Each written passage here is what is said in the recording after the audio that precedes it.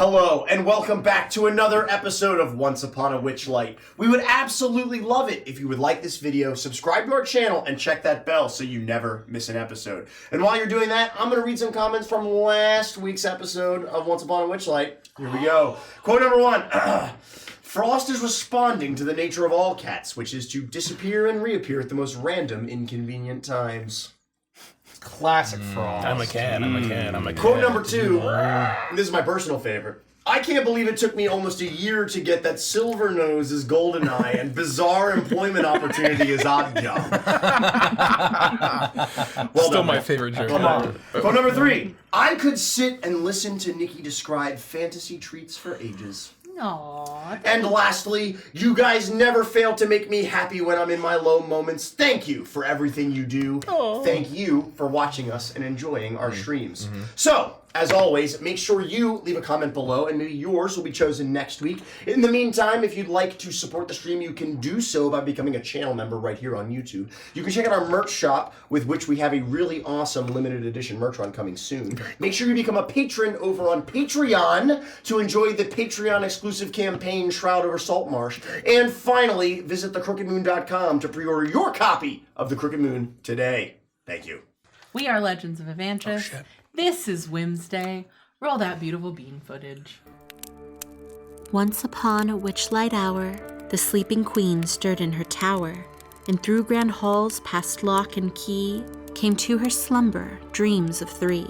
The first brought laughter filled with fright, the second love defiled by spite, the third a world of pure delight. She welcomed these, they were her own, but soon from porcelain lips a groan, her silvery dreamscape now forsaken, to pain from which she'd not awaken. Something blighted had come hither, foul as nightshade creeping thither. From yon the grave-like curse did wither.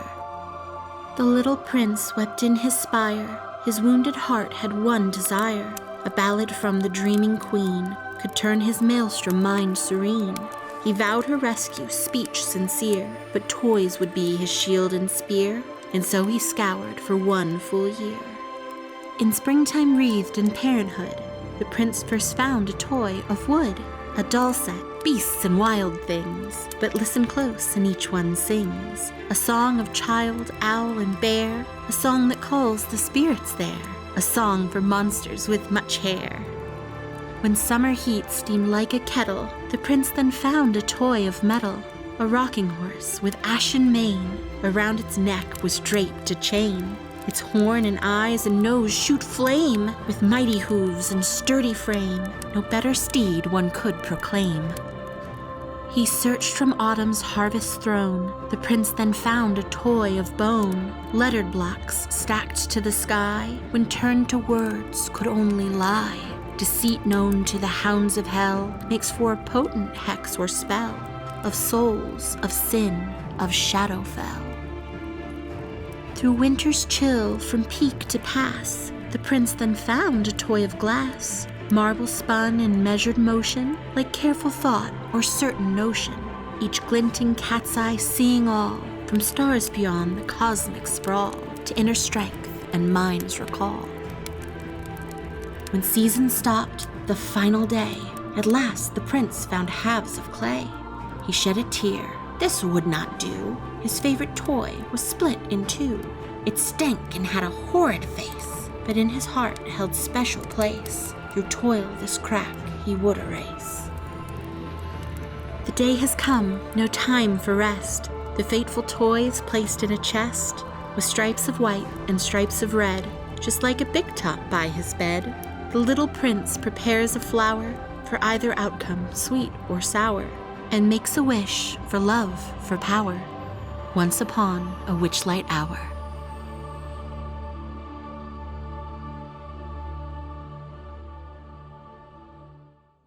The unconsciousness fades from you as you try to hold on to the images that have just played in your collective mind. As you see this same almost duplicate island in the middle of the lake with the unicorn that you knew to be Eladin But as you watch this play in your mind, you realize that with what you know now and where his location should be, if Pincushion is correct, and all signs point to yes, how else would she know? That whatever's being held there in this makeshift prison has been glamored, hidden from you. What you imagined and what you saw to be a unicorn was not that. But what was it? Who was it?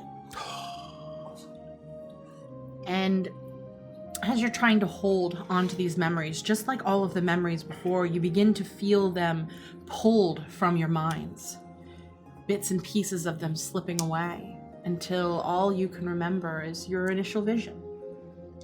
That this seems a bit strange. You know that Eladin is in Yon, and you have to discover what is the secret behind this rocking horse that Pincushion has spoken about, but it can't possibly be the unicorn that you're looking for. Frost, I need you to roll an intelligence check to see how much of this memory that you can hold on to, and I'm going to have you roll it at disadvantage.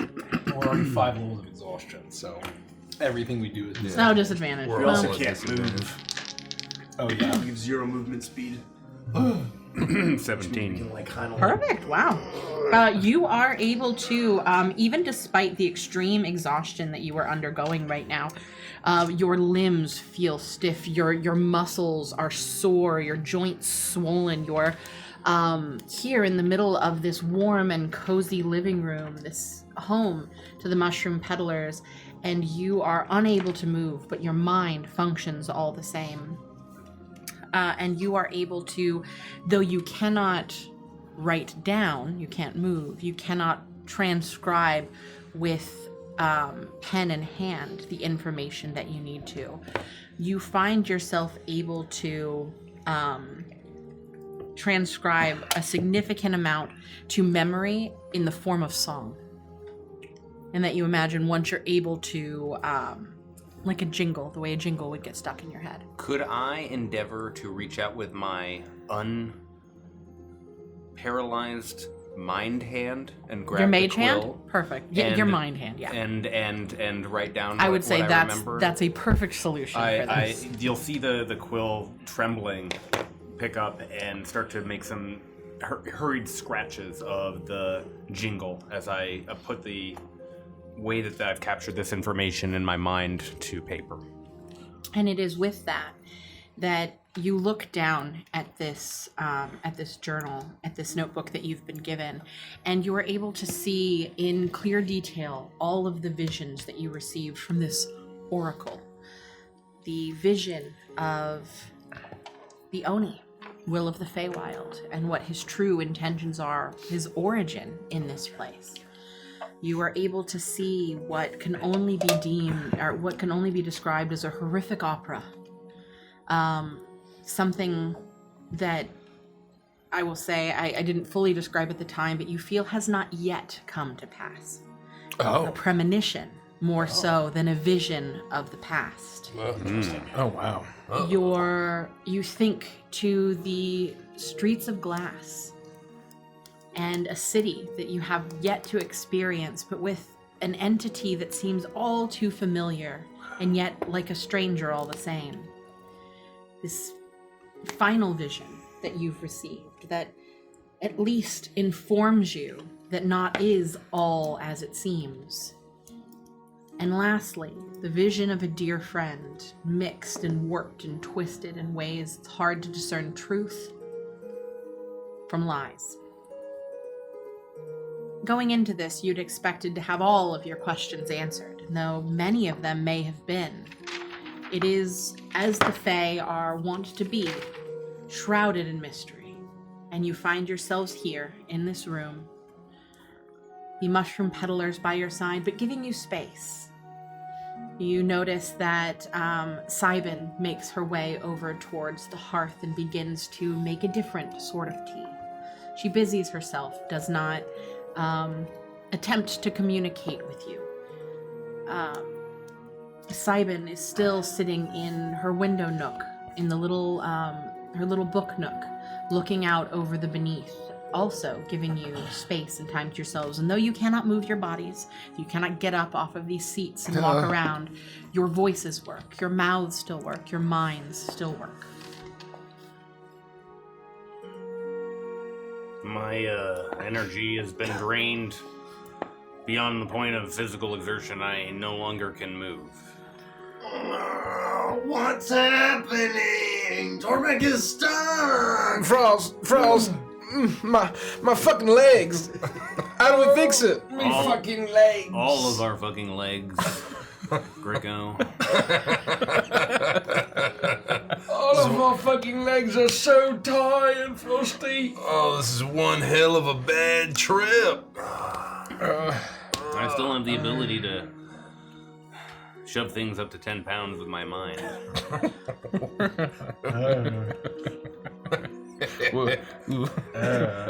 You see a potted plant on a shelf and it just... He's just like doing this. Simon huffs and goes over to clean up the mess. What have you done to us? What did we just see? A series of visions. The truth of the matter, I can't say for sure, but I was able to capture many details in the journal. Well, what the heck does any of this all even mean, man? I mean, we came here before we met for our dinner meeting or whatever. How's any of this help? I feel like we have more mysteries than we came in with. I feel like we need a good nap. Can you remind me what the last vision was? It was the Oni guy, but I don't remember what that was actually. I mean, No, what? the final vision that you saw was your vision. Right. Oh. And that was the island that I described. It's the one that I went into most detail about. It was the unicorn that sprouted wings. And then you would see it shift, and it looked like it was essentially a unicorn, but it sprouted wings, so you thought it was a Pegasus. But then you would see it shift into what looked like a gigantic barn owl. And so it's hard to know if the wings were the owl's wings or a Pegasus wings. I feel like this is all just some sick fucking trick by the king. Do you think the king's behind on this? I mean, we just saw him, didn't we? What do you mean? We saw the giant fucking owl. No, I mean, we didn't. that's gotta be him. Oh, did we forget? No, we didn't. No, you wrote down. He wasn't a giant owl. He was a regular size owl. Wait, He one was. moment. You saw that he was a regular size owl. Oh, Only regular clue. size owl. Oh yeah, Very wait, keep going. What else did we see? I didn't know you were paying so much attention. Huh?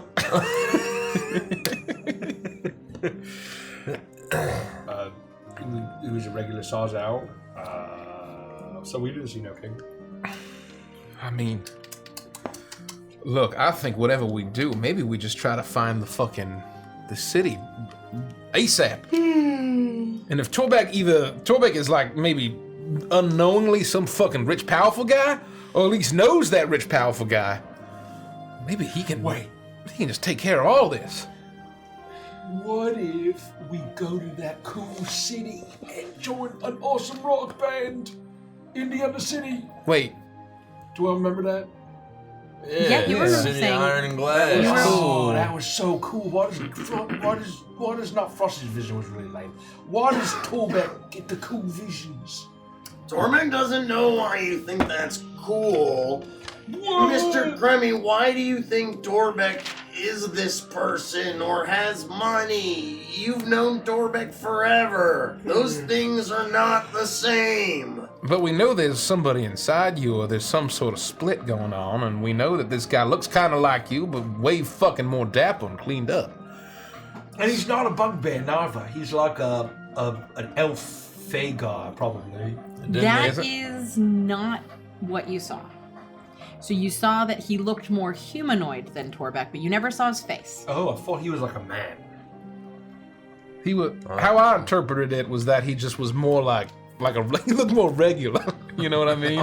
He looked more cleaned up. He didn't look disheveled. He was wearing an outfit. He looked more humanoid than you would have expected. Very tall, very thin. But he looked like elongated arms. Torbeck, just more. You never human? saw his face. We didn't see his face. Because it was kind of like from his perspective, right? I want to spot you with a second guy. Yeah. Oh, Torbeck just doesn't understand. Torbeck doesn't know how that could be possible. Torbeck has spent almost his entire life on Evantris as far as he can remember. Minus the short stint that Torbeck was horrifically tortured for roughly 5 years. Well, wasn't that in the city, man? Didn't they? Torbeck doesn't know. Torbeck would guess probably. What you do remember, you've had some visions since you rejoined Carnival Crew, and the one that you remember having where you were strapped to the table and you saw the men in the white jackets, it was very clearly subterranean. No. Well, I feel like we're not gonna get to the bottom of this. Because have you can buy a popsicle anywhere? Oh man, you think they have popsicles here? I would eat a popsicle. I could go for a popsicle too. I don't think I could lift my arms to eat a popsicle if I wanted to. Was that one of those like little long freezer ones that they always cut the sides of your mouth? You know what I mean? It's like plastic. No, but the flavor's so good, Gricko. Yeah. No, It's nostalgic. Don't talk about that in front of Hoopsie, because she's gonna ask for it, and I'm gonna say I already got you a bunch of boxes of sea cucumber rectangle trousers, popsicles. Don't get her talking about that nasty business. Hey fellas, why the fuck are we even in the Feywild? Huh? Why are we here? Like, I mean, what's our main fucking goal? To get out of severe debt. To who? Well, Isn't Remy Garou, isn't he the big bad voodoo man? Would I still remember of Remy Garou or? Nope. would we know Remy Garou? All of you forgot those memories collectively. Wait, so we don't remember that we was in debt to Remy Garou? I would say you probably remember that you're in debt. You know that you came here via a deal with Madrick, and that you had a severe, like a giant, basically a dragon's hoard worth of adventuring treasure that had been collected over Madrick's lifetime that awaits you when you return home, and that your goal is to free Zabilna, who is his patron. But you can't remember what the debt's for, or who it was to. That's a good point. I wouldn't even know what you were fucking talking about, except the guy in the vision with the fucking split voice, right? My whole story was about trying to figure out and get to the bottom of You're right. who Torbeck is. I think we was gonna take our stuff from an old guy, right? Well, isn't there some kind of rule, like if you don't remember who you owe your debt to, like they don't remember you? What? I don't think that's how that works. That's how that works. No. I majored in goblin poli-sci, not goblin economics, but that doesn't sound right to me. Oh man. To understand the extent of our loss, does Frost remember just that moment that he described, or does he no longer remember all of his experiences with the Psionic Order? You remember being with the Psionic Order, but you don't remember how you got there. So just childhood, blankness, Psionic Order training. You remember being with your parents, then there's this huge chunk of your memory that's gone, then you remember the things that happened afterwards. I'm not thinking of that. I don't even think that would occur to me at this scene, but that will eventually matter, I'm sure. So Torbeck does not know that there are voices in his head. He does not know. No. He does not know. And he... What Torbeck remembers is being accosted and accused by these people of having stolen Clementine. Yep. And having lied to and been disingenuous with the carnival. Yep. And then you remember being thrown into the Feywild, but nothing from the moment that you were tossed through the mirror. I'm just here because Torbeck is here because his friends are here. And then the only thing that you remember, I would say you would remember not the fight with them in Twigs Right. Inn, but you remember the moment that you were having bows put in your hair and you were being cleaned up and you were Torbeck again. Okay, all right. There's that. Torbeck is missing a lot of time. Wait. So we're in debt, right? Yeah, and we know that Yeah, there's we some rich guy that's gonna fix it for Yeah, us. we was gonna take Mr. Roslov's all of his stuff. We was gonna take all his stuff when he dies. Well, that doesn't sound so bad. And then Kremlin was like, what to do? There's ways to speed up an inheritance. And he held up like a pillow. Oh my god! Did I say that? Yeah. Well, I mean, it sounds like me. I don't remember that. Don't you remember that? They were like, haha, that's my special move. Don't you remember it? It's my special move. Yeah, what to do? Half of us were into it, half of us weren't. We lost that coin flip. We did. It was a cute pillow, though. You know. So then I remember the vision. Because that was one of the main visions of Torbeck's other. I remember that one. What do you mean?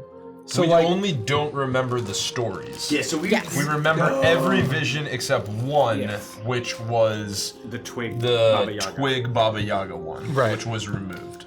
So We you remember would've all said other visions. that we could try to find this mysterious Yeah. guy in the vision, Right. but we would have no idea that he's any connection to me. Or that we think that he's potentially the other. oh shit. Because we don't know about the other. Same thing with Agden. Torbeck just went crazy. But we remember Agden. You remember Agden, you remember that Torbeck killed him, but there was Right. no transformation into something else. I see. And we just had a pleasant evening at Twig's Inn, and Torbeck didn't attack us horribly. Nope. He just showed up out of the swamp. That's insane. Dirty and messy, and you have to clean him up. So basically, there's just, and also there was Torbeck for this whole adventure. Oh yeah. Nothing to be guilty about either. Right? Torbeck certainly doesn't feel any guilt. Torbeck's just happy to be along for the ride. Yeah, we're just on an adventure, you know. Like there's nothing. So how do we get moving again? And how do we solve this debt problem? I don't even remember why we came here. What do we want these mushroom guys for again? There was. Well, we're on some sort of a clock. Scylla makes her way around and starts filling up mugs with tea, realizing very quickly that you won't be able to drink from them. You watch as vines come down from the tree that's growing up to the second floor. And the vines they lift up the mugs and begin to allow you to drink. It is warm, it's refreshing, it gives you a boost of energy. It doesn't remove any of your exhaustion, but you don't feel mentally foggy anymore. You feel like you are capable of forming thoughts, you're capable of talking about this, you're capable of dealing with the situation at hand. And as she does this, yeah, I'm really sorry about that. It's just kind of how the stuff works. You're gonna have to get a good night's rest. And even then, it's only gonna help a little. It's gonna take about 5 days to a week before you're right as rain. That seems like a problem. Oh, yeah, how Torbeck come? gets the feeling that we have to do something.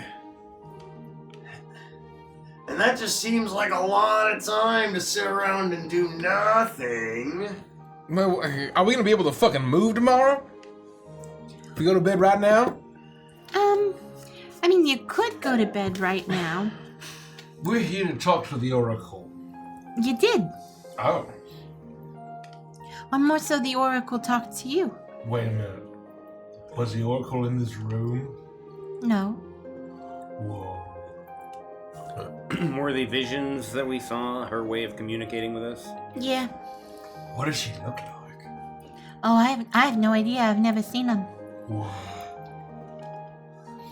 Guys, I feel like all we can do is try to worry about the king and then killing Scamify. And then we kill the other one. And Well, and Will. oh, we gotta kill Will too. We gotta kill the kid. Yeah, We gotta kill the kid, man. Yeah, we gotta kill the kid first. He's up there with Hootsy. Well, no, we remember the plan because Will left Little Oak. Right. And so he was going to cause a distraction of all the toy soldiers. And we was going to pounce when the distraction happened. And so Little Oak is with Hootsy, hopefully. Hopefully it's not Cope. I'm thinking that Hootsy is fine for now, but we gotta kill Will. Because is Will even possible of eating any children without being turned back? I mean, I guess supposedly with any kind of attitude he could. Do I remember the deadline, the timeline that the King of Hearts gave us? 13 days. So I remember that information, and do I have a guesstimation of how many days have gone by? It's like a lot. Roll an intelligence check. I don't think actually that many days in Game of Best. Oh, maybe. Well, there was like right afterwards we skipped 24 like 4 days. Oh, it'll be at But I don't think disadvantage. they count towards it. Oh. 219 is 24. Okay. You imagine that there have been about 6 days or so that have passed. Okay. That's more than I thought. Yeah. 5 or 6 days is what I was thinking. 5 days to recover is too much. We're not going to be able to accomplish all these things, and then also what we need to do for the King of Hearts. That's what Tormek was saying. We're in trouble. Or we just gotta find some uppers to balance out all these downers. Now you're fucking thinking. It's classic drug balancing. I look at Torbeck. All right, buddy. I think your time to shine has come. Okay. What kind of shine? I think you know what kind of shine I'm talking about. No, I don't. The fucking mushroom shine sloshing around on this fucking tube back there. Whoa! The last time we took a little hit of that, man, we were even more exhausted than we are now. Oh yeah, but I mean, if it at least in the fucking interim we get fucking pumped up. We turn into celebrity frog chefs and a ram. We can't keep siphoning off Witchlight just because for the next week. For the next week, we'd have to stay up on an upper. Eventually, we'd crash and burn. Simon, did you hear that? What? You see that Simon looks over and nods. All right, just listen in, all right? And they both, you notice that both of their faces go placid.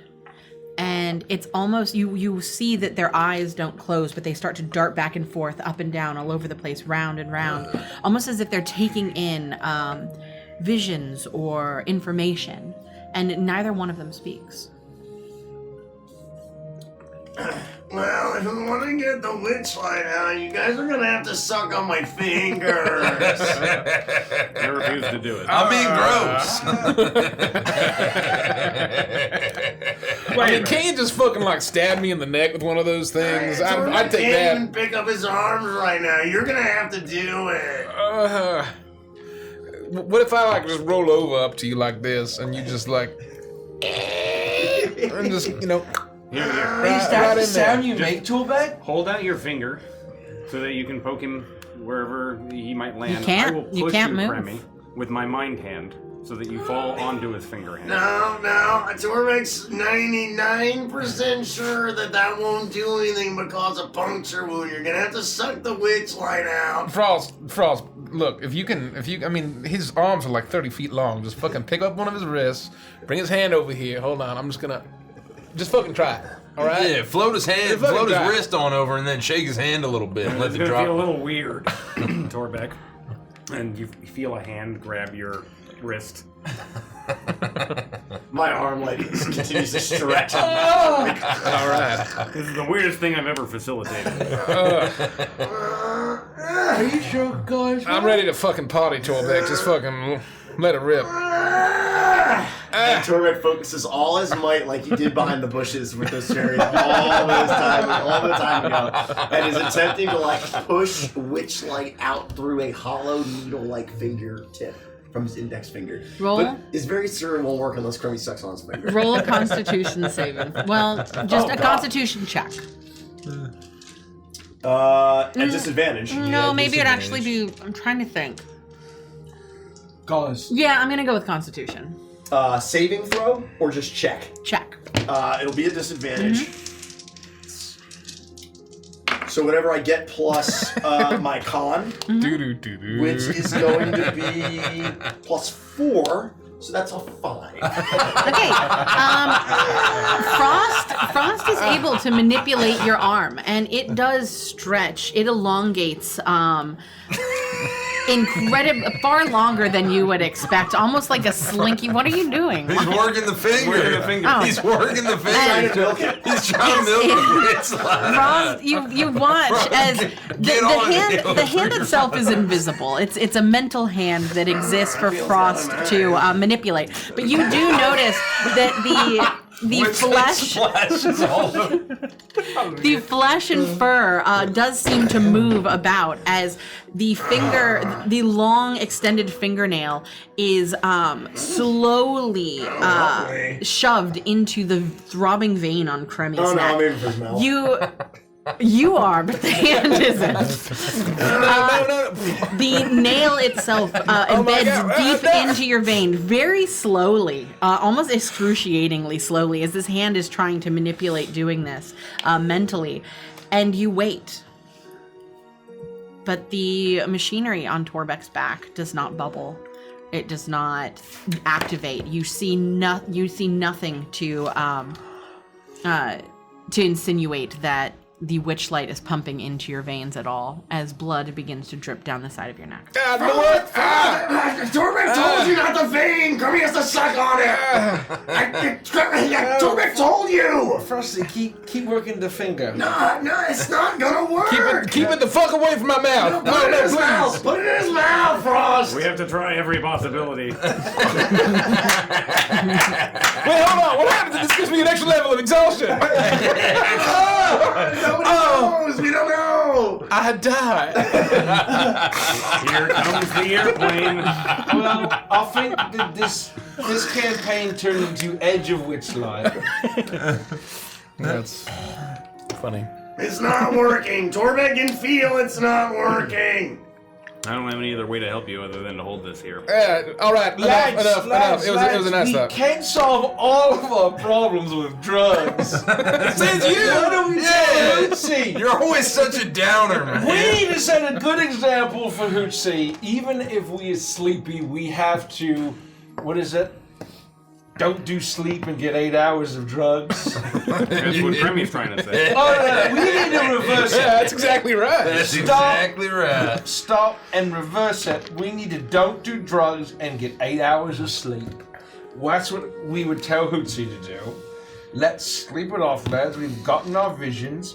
We know that we have... Wait, 13. 6 days have passed, you said, Frosty? I don't think it's about 6. It could be 5. It could be 7. So that means we have... From the standard deviation. What the hell kind of count is that? Hold on. He means give or take a day, kid. Oh, man. That means that we have 2 weeks to deal with the King of Hearts plan. No. So we have 2... No, that means That was real Mikey math. that That was not in character. 13 days. Yeah. 13 days. Uh-huh. And then 5 have passed. Mm-hmm. 1, 2 weeks.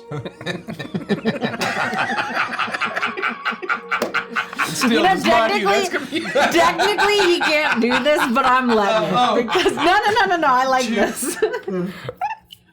1, 2 weeks. Mm-hmm. 2 weeks This is giving Sylvie, to go. right? 2 weeks to go. 7 to 9 days. Huh? We have 7 to 9 days. Let's assume we have 1 week. Well, you said it was 5 to 7. Wouldn't that be like 8 to 6? No, he said 5 to 7 have passed.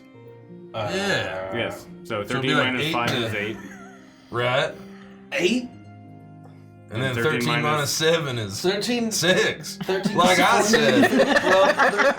I am tired. 9. We can't get this guy shrooms ever again. It's become abundantly clear who's done the drugs around here. 9. Look, You can't mushroom hold people. your shrooms. Please, don't you got some kind of tea that'll just like make this all better and we can get on with our fucking day? What do you- No, we gotta Please, sleep. please. We can't just resort to drugs, Clemmy. Oh, come on, please. Why would you tell us that now? We just did 5 hours of shrooms in a deep, dark cave. That was It is. perhaps... It is in this moment that both of the mushroom peddlers immediately begin to move around. Well, we got to deal with it right now. This is absolutely horrible. How did she find out? Well, I don't know. We got to figure out what to do with them. Pincushion, can you help?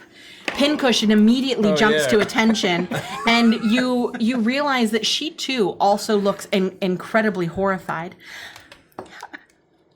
I don't know how they found out. I don't know how she found out. It wasn't me. I didn't tell her. Oh, well, it doesn't really matter, does it? Because she's on her way right now. In case you didn't get this, we were talking with the other mushrooms through the mycelium network, and Granny Nightshade's on her way right now looking for you guys. Oh my God. What do you mean? What, you mean she's like riding the mushrooms here right now? Don't tell her we're not here. There's nothing I can do about that. Just throw a blanket over us or something. I don't think that's gonna hide you. Oh no, you can't even move.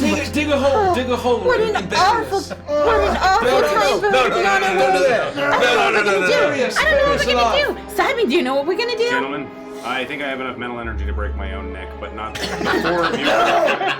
No, do me, please. You're on your own. No, you're gonna pick up Torbeck's hand like a knife.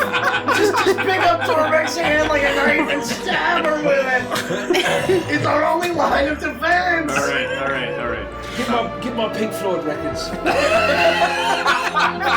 Clear my browser history. Clear my browser history. Clear my browser history. Clear my browser history. He's dead. He's gone. There you go. He stabbed his own neck, Gringo. I'll hold up the wrist of Torbeck in a defensive posture. The mage hand is trying. It can only hold about 10 pounds, and Torbeck has a long but very dense arm, and it is struggling. The hand is jolting. The fingers are limp. No, Prost, you have to straighten Torbeck's index finger. You Come can't do all on. this at once and also move the hand. Our lives depend on it, Prost. Frosty, you gotta do what he says. You gotta get the finger excited, man. We can't fight. We can't. Hold on. Just don't make him sneeze. Does anybody have a Whatever you do, dagger? don't make him sneeze. Surely one of us has a dagger on them that I could possibly pick up and wield with my mind hand. Yeah, well, I got the You think remorse. you're gonna be able to take out Granny Nightshade with a dagger in your mind She's hand? not going to see it coming. She's going to walk in through the doorway and I'll just slip it into her ear. Frosty. Oh, Gideon has a knife. I do have Gideon has a man. knife. It's like a fancy Elvis knife or something. Is it less than 10 Oh yeah, pounds? Torbeck tried to steal it once. Yeah. It's way less than 10 pounds, All right, man. where is it? Oh, well, it's in down my pants. I'm kidding. It's in my jacket. I just wanted to see how it felt.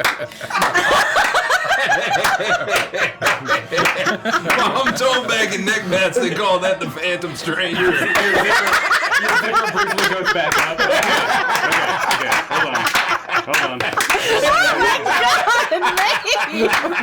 I'll find it.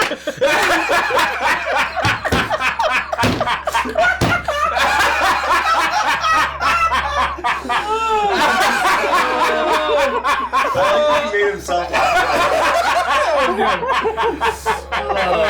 That was good. I endeavor to find the knife. Roll a investigation check at disadvantage. I'm fucking tired.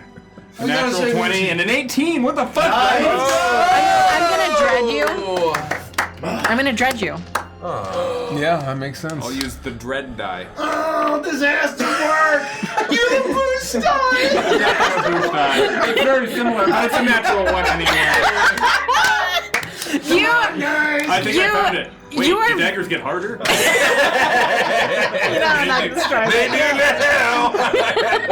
we have to use the power of cornered animals. We can do this!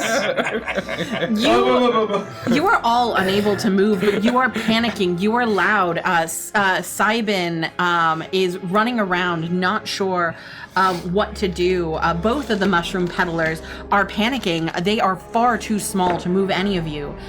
And you see, you take stock of everything that's happening. Listening outside, you can hear the faint, what almost sounds like creaking. Slow, like almost metal on metal. And it sounds like it's echoing throughout the tunnels. It seems to be quite a ways away from now, but it is clear that whoever it is moving closer towards this place. Guys. And you all notice Pincushion. She's standing there. She looks horrified and shaking, possibly realizing that caught here with you, she would be in incredible trouble. She looks up at you, and though Pincushions, dolls of this nature, can't cry, she looks like she's on the brink of tears. I have one possible option, but it's really a last case scenario. She pulls the long heart pin out of her patch. I could poke you with this and alter your forms. If it's going to give us another level of exhaustion, then we can't do it. No, it wouldn't. And just Poke Crummy first. Yeah, poke Remy first. Poke Crummy first. We're all in agreement. What are Mr. Grammy? What are the odds that it just fucking freak, kills he'll me? do anything. What are the odds it just fucking kills me outright? It won't, I promise. Damn it. Alright, do it anyway.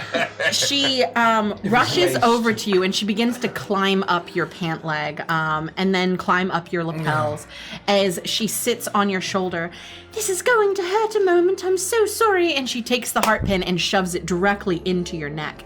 Immediately, you feel this strange magics overcome you as you begin to shrink and shrink and shrink. Your body changing. Where there had been Cremy, you all watch as there is now an alligator of bone. Your body is figurine-like. Your joints are pinned together. They would be able to move if you weren't undergoing points of exhaustion. And your eyeballs, instead of being eyeballs, have been replaced with dye.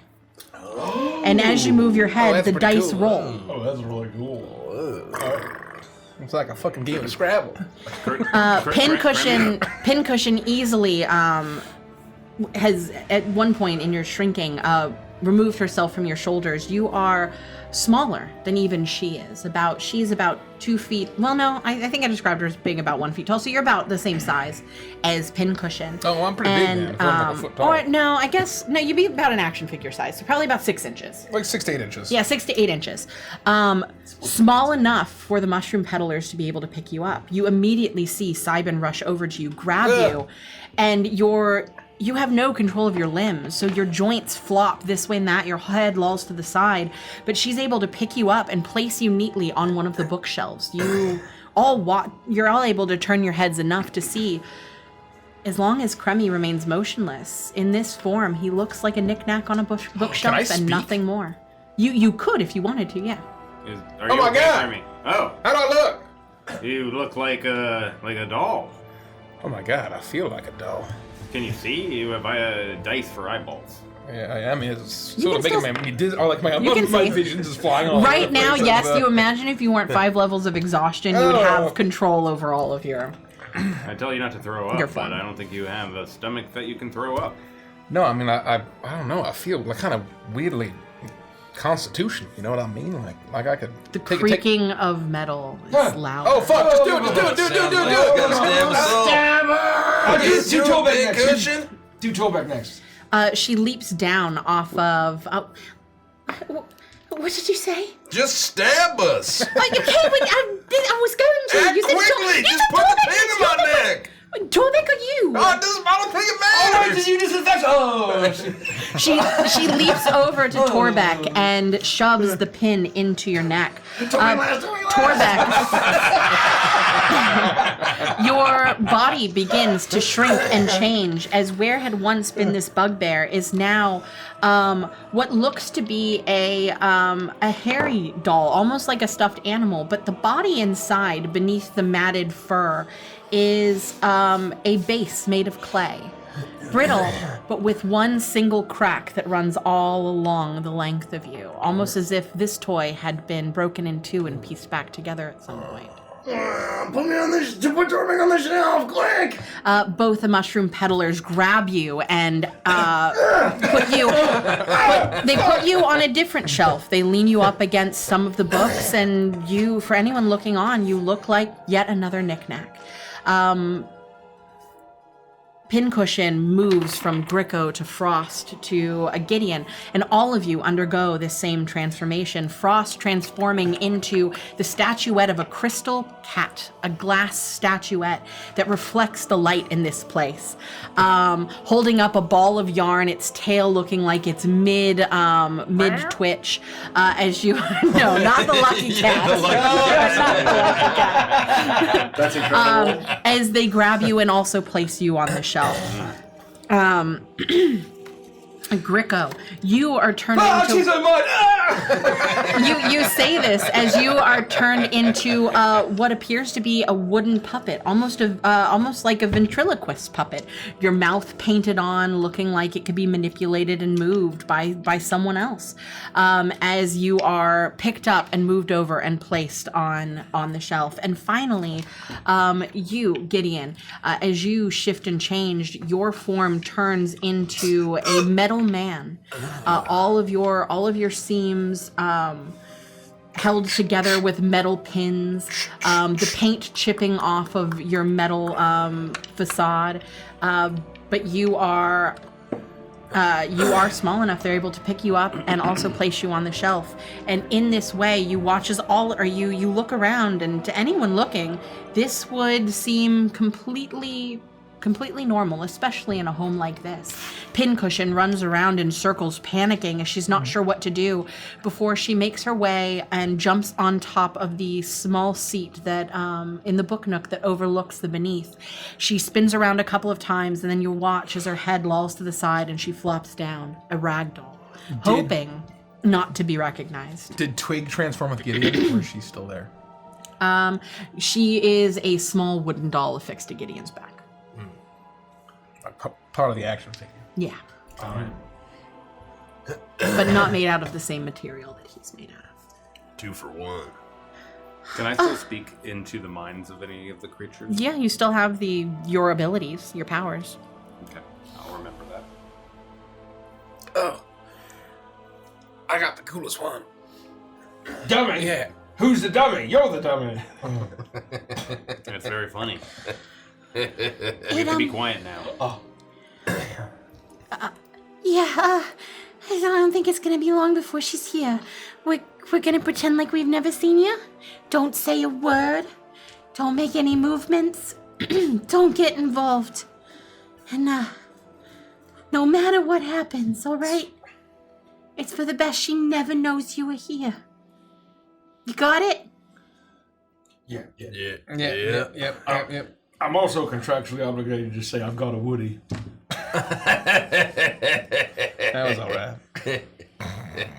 They chuckle a little bit, and you watch as Sybin rushes over to the book nook and adjusts one of the pillows so that it blocks Pincushion from view of the door, and then takes the book she'd been reading and leans it up against the wall, further shrouding her from view, hoping that this will be enough that Granny Nightshade, upon looking around this place, will not either notice her or recognize her.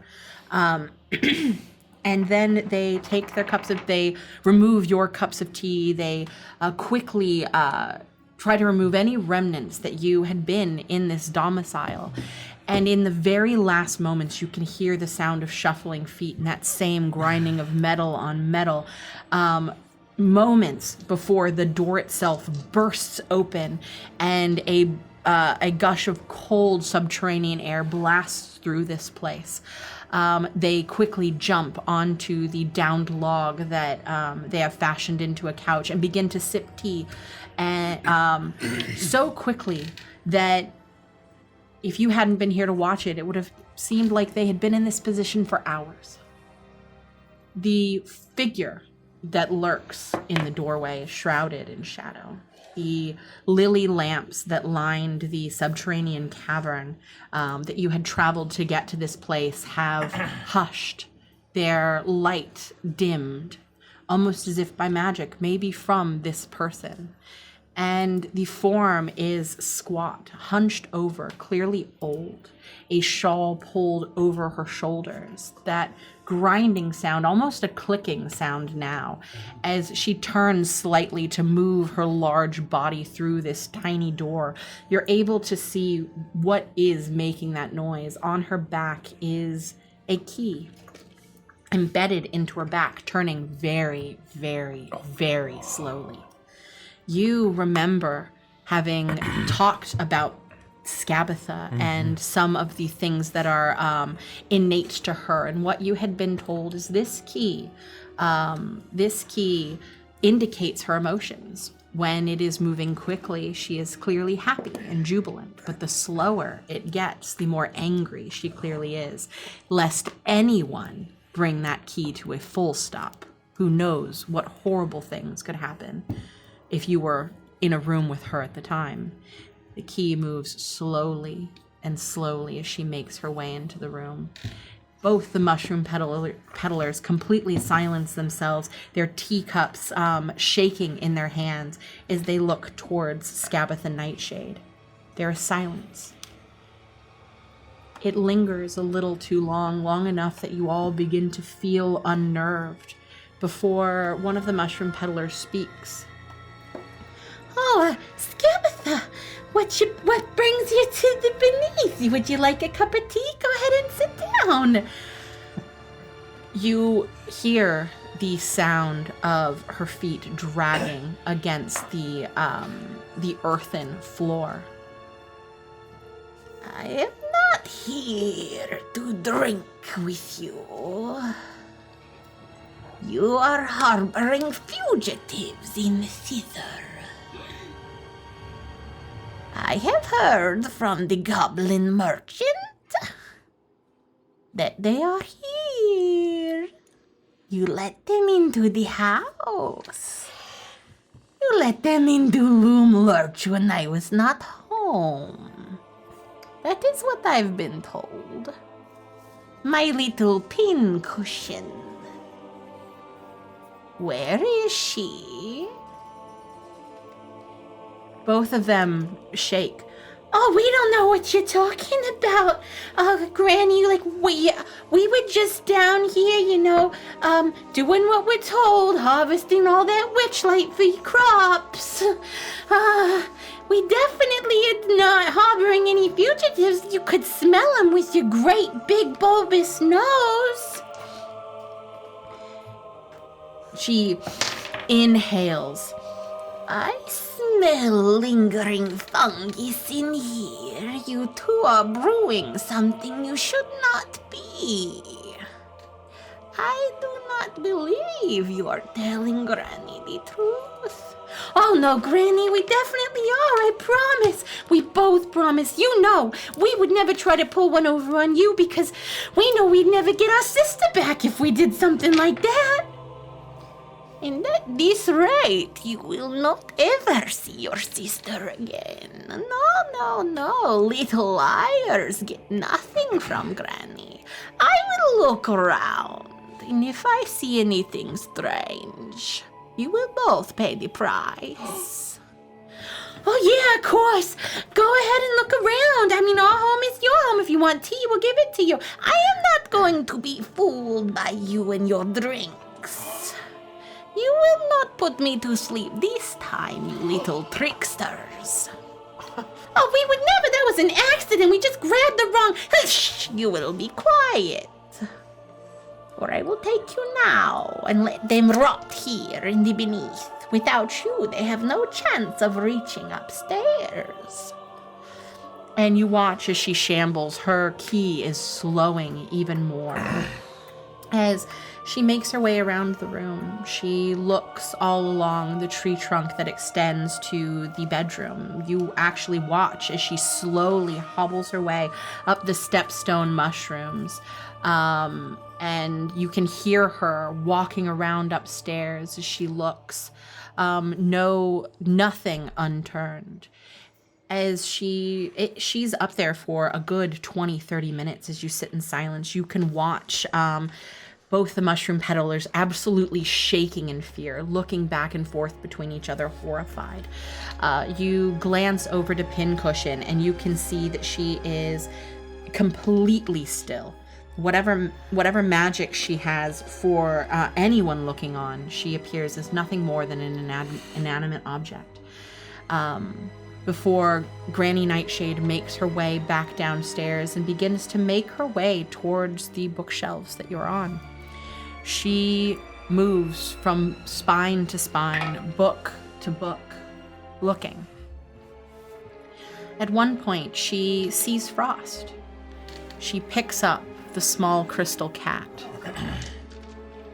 This is very pretty. I don't remember seeing it the last time I was here. Yeah, that's because we did have a visitor, you know. We're really good friends with your compost heap, and it looks like one of the kids might have thrown it out and got stuck in all of his garbage, and we know how much you don't like, things like that, right? You like things to be a little more lived in, and it was too pristine, so he let us have it if that's all right. I mean, we can give it back if you want it, but we didn't think that you would. I would like you to shut up. No, this would not fit in with my collection. It is too glass, like wood. She puts it down. She continues to look around. She eventually makes her way to the puppet, and she pushes Gricko to one side. You slam against the other side of the bookshelf. She seems completely disinterested in you as she continues to move on, eventually coming to the metal man. She picks you up, Gideon, and she looks at you. This one looks like something more you would have found. It's like a miniature, less interesting and less valuable, yes, less useful version of one of my toy soldiers. You may keep this one as well. And she puts him back on the shelf. She continues to look from book to book. You see that she grabs a couple of books and puts them in her satchel. Both of the mushroom peddlers reach out like they're going to tell her to stop, but they recoil, clearly not wanting to lose these stories that they've collected, before they eventually get to you, Kremi. Oh, God. They look at you, and this one is interesting. It's bone. This one. And she, with her long fingernails, she flicks at one of your eyeballs and watches it roll and roll and roll and roll until eventually it lands on a 1. She flicks the other one and watches as it rolls and rolls and rolls and rolls until it eventually lands on a 1. There's a snake eyes in my snoot. Oh, it even talks. Maybe I should keep this one. She smells it. This one smells like a scent that was new to my parlor when I got home from my sister's house. How interesting. And shaped like an alligator. Did you know that one of the trespassers is an alligator himself? No, we definitely didn't know that, Granny. Cause we haven't met them. You see, that one is actually something, I kind of picked up a new hobby. I carved myself. Oh, yes, you're saying you carved. I can't do it. I'm trying to switch in between voices. It's hard. You're saying that you carved this yourself with those tiny little mushroom hands. You work for me. You make the Witchlight and you steal stories for Granny. You don't do things in your time off. You have no time off. You belong to me. Do you covet this? You want to keep it? No, actually, I don't even like it at all. I thought it was the snout's a little too small, and I drew a fake mustache on it. Like, why? That's just stupid. Why would I ever do that? And I showed it to Simon, and she thought it was silly, and the thing is, she holds up her finger. You will be quiet. You talk too much. She tosses it onto the ground, and you see as a bit of Cremy flakes off, a bit of bone chips away.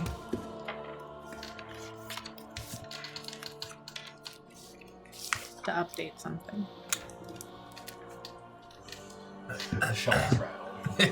Ever so slightly. As she slowly begins to move on.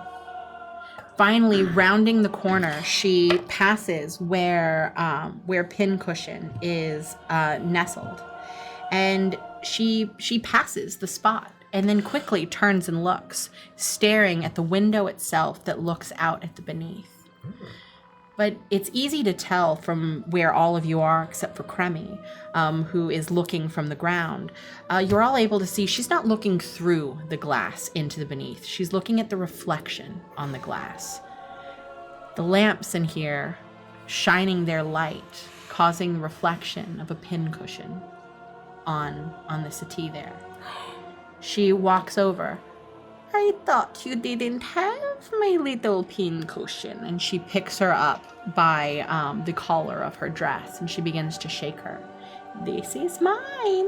What is your explanation for this?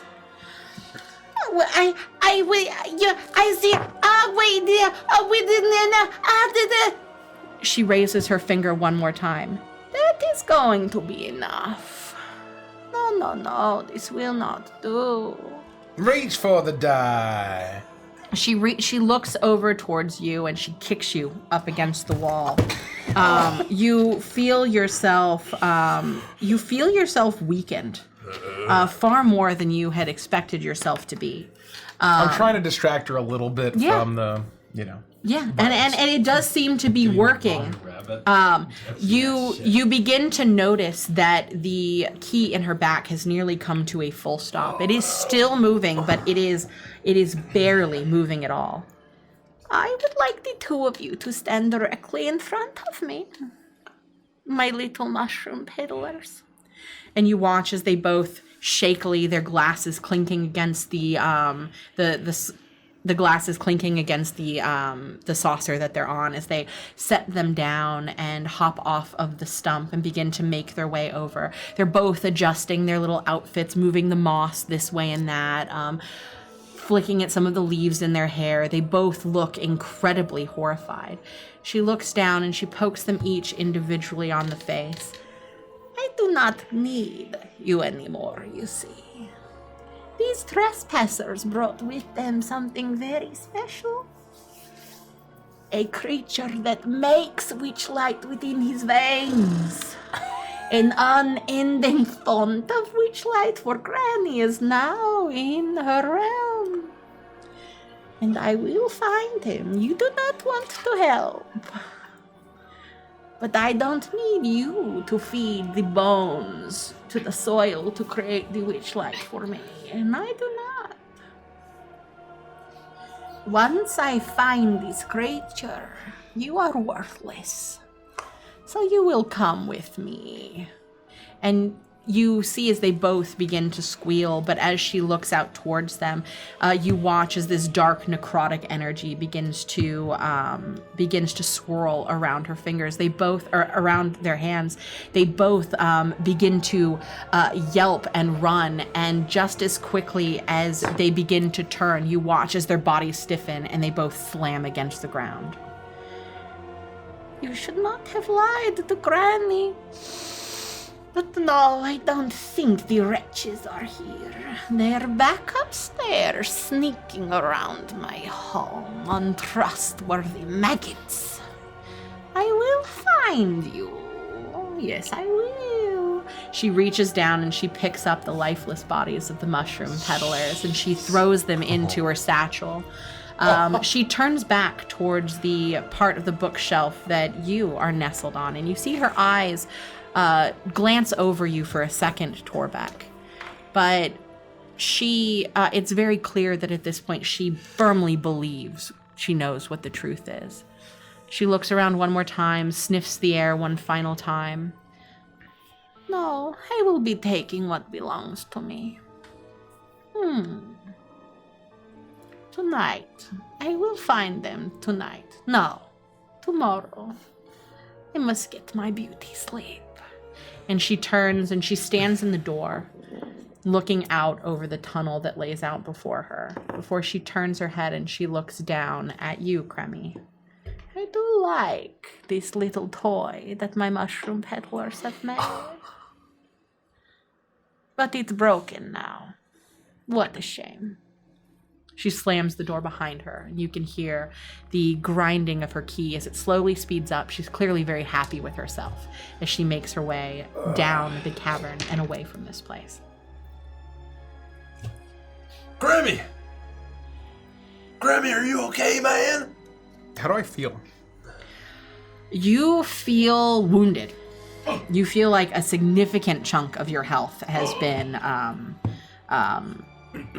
has depleted. And I don't have any eyeballs. You Or are can they still see. in there? You Okay. can see. She was just they like they're on like a pin and they just So she spin. didn't take them. She didn't She take just- your she, eyeballs. like- She was just spinning them and got snake eyes. I toy soldiers this bitch. I run to the edge of the to the thing. I find a piece of thread that runs to the ground. Sorry, I throw have my to do chain the over it and homework go. thing.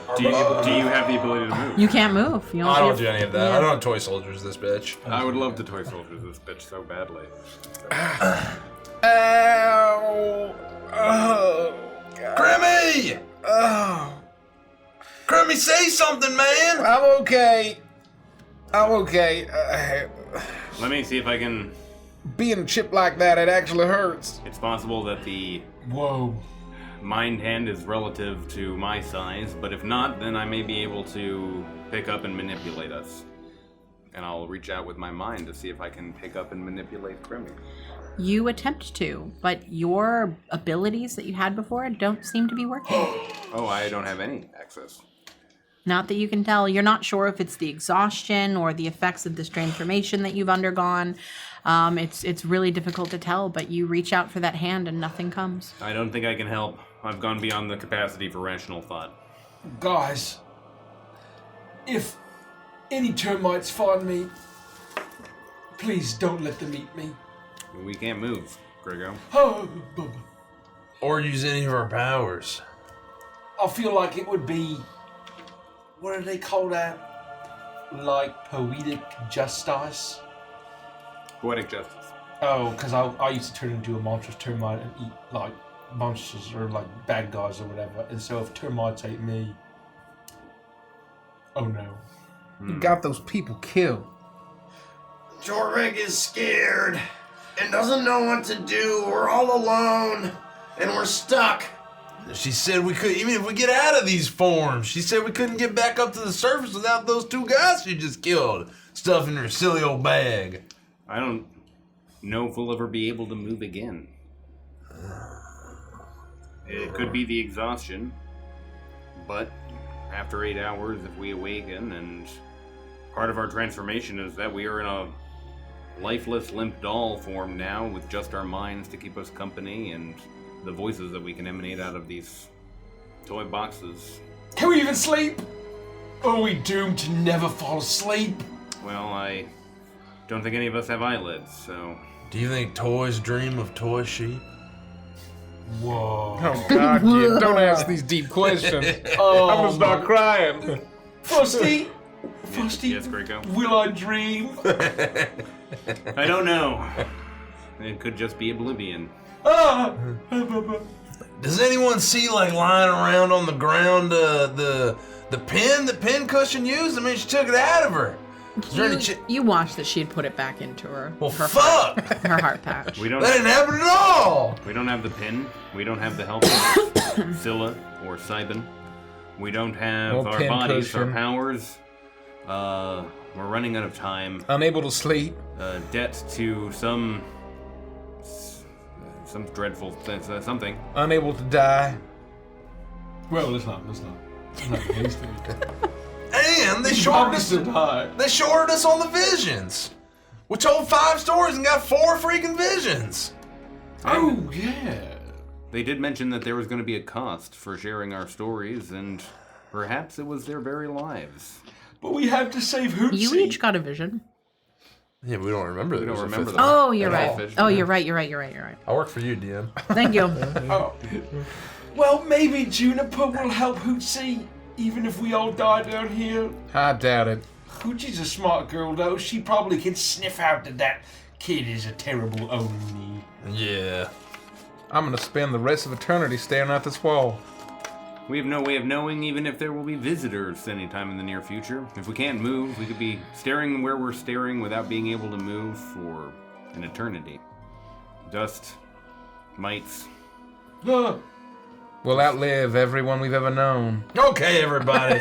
All right. Yo, you guys... We're all just freaking out in here, all right? I'm actually, able to run away and degrade. You guys are fine. Gringo, just shout as loud as you can. You're the loudest shouter.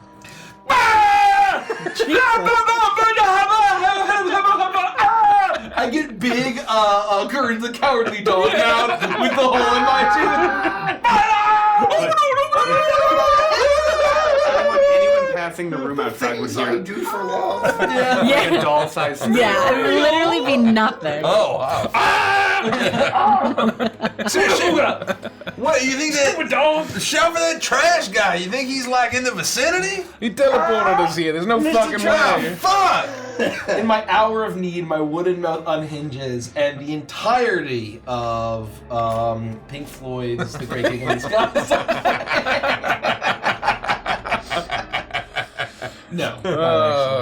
I attempt to go to scream as loud as I can in a Courage the Cowardly Dog type fashion. You are easily able to do that. It's exhausting, but you do it. Nobody shows up. Do you guys want to play 20 questions for the next 30 quadrillion years? Tormund doesn't think we have to wait 30 quadrillion years because in about a week, everything we know will be gone. Frost, you start. 20 questions? Yeah. Is it larger than we are now? I look at Gid's silhouette. Well, it was. Is it a vegetable? No. Is it an aminal? Yep. It was. And it shrank. Is it what animal shrinks? Over time? What animal shrinks? Oh, is it a worm? No. A buffer fish. Oh, that's nice. They shrink over time. Or like a dandelion. No. A dandelion's not an animal, Gideon. Oh, man. 20 questions always so hard. It really is. How many questions do we have left? 12. That Yeah. counts That was as so a question, I think. Oh no! 11.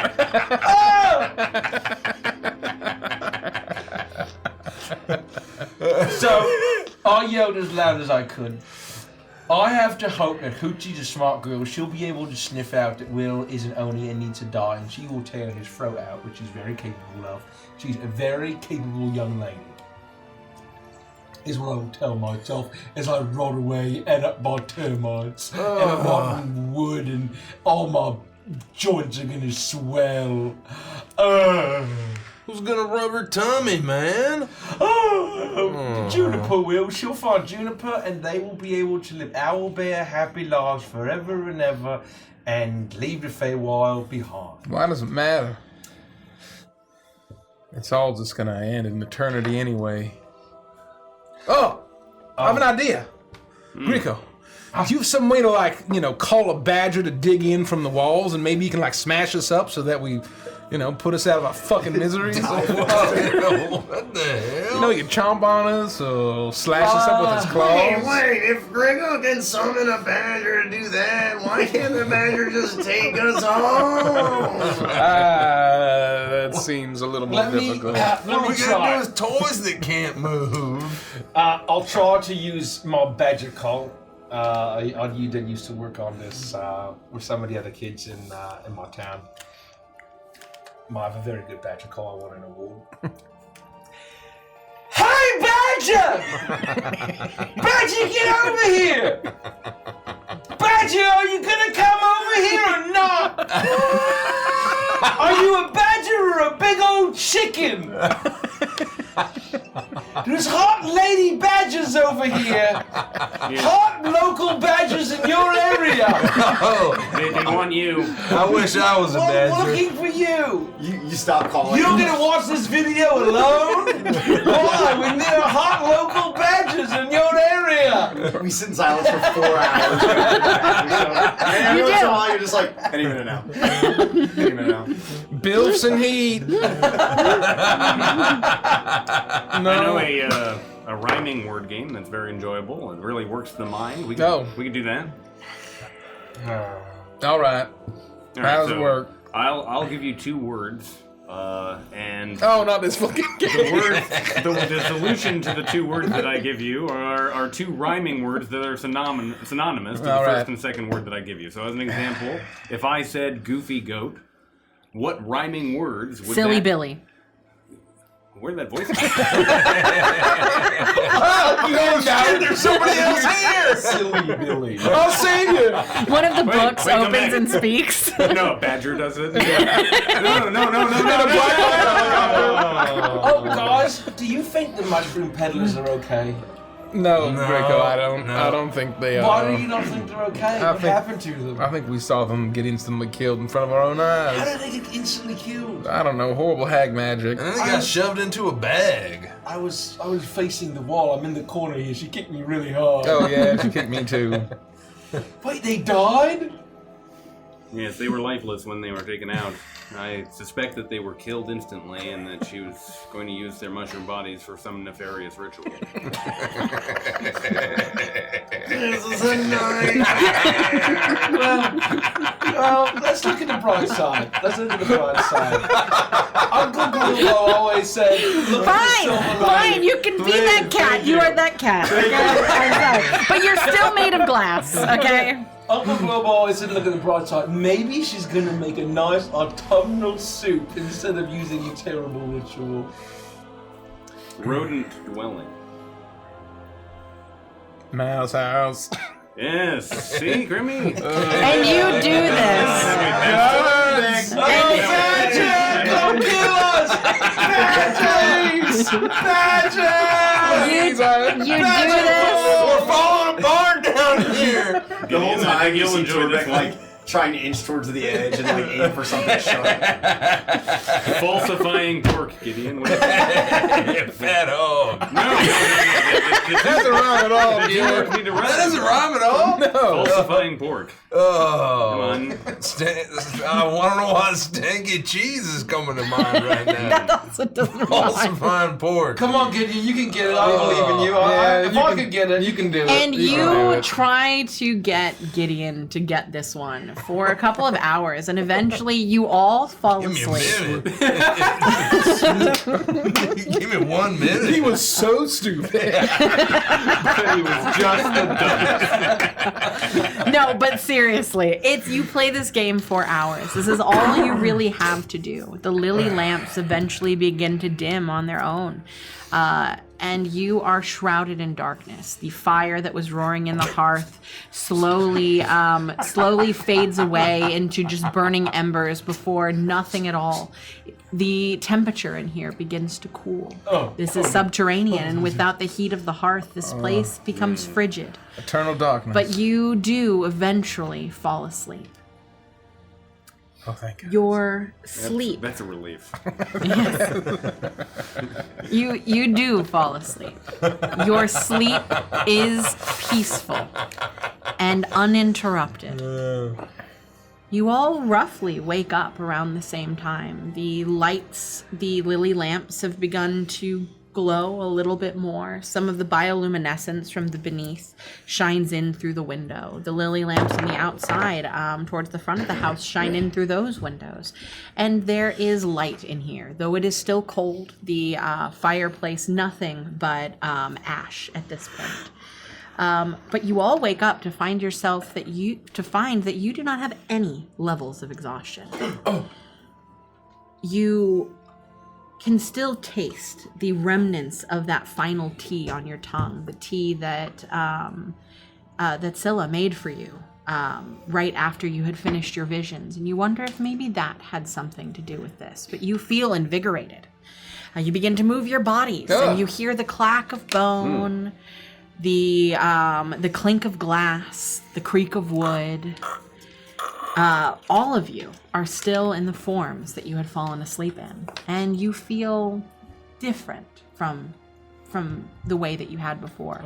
Frost, you attempt to once again summon your mind hand, and you can't. Those innate powers to yourself are gone.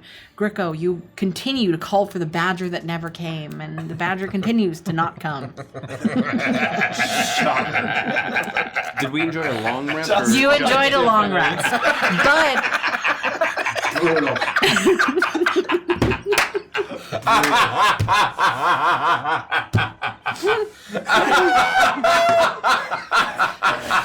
Oh, that's very funny. Let's take a long rest.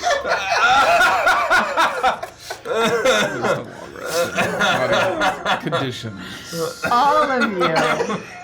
All of you find yourselves in these new forms, unsure of how long you will remain this way. You are able to move, and so you climb down the bookshelves and you make your way over towards the fire. And though it is ash, there's still some heat that remains in the stones. And because you're small enough, it's warm enough here that you're able to reinvigorate yourselves.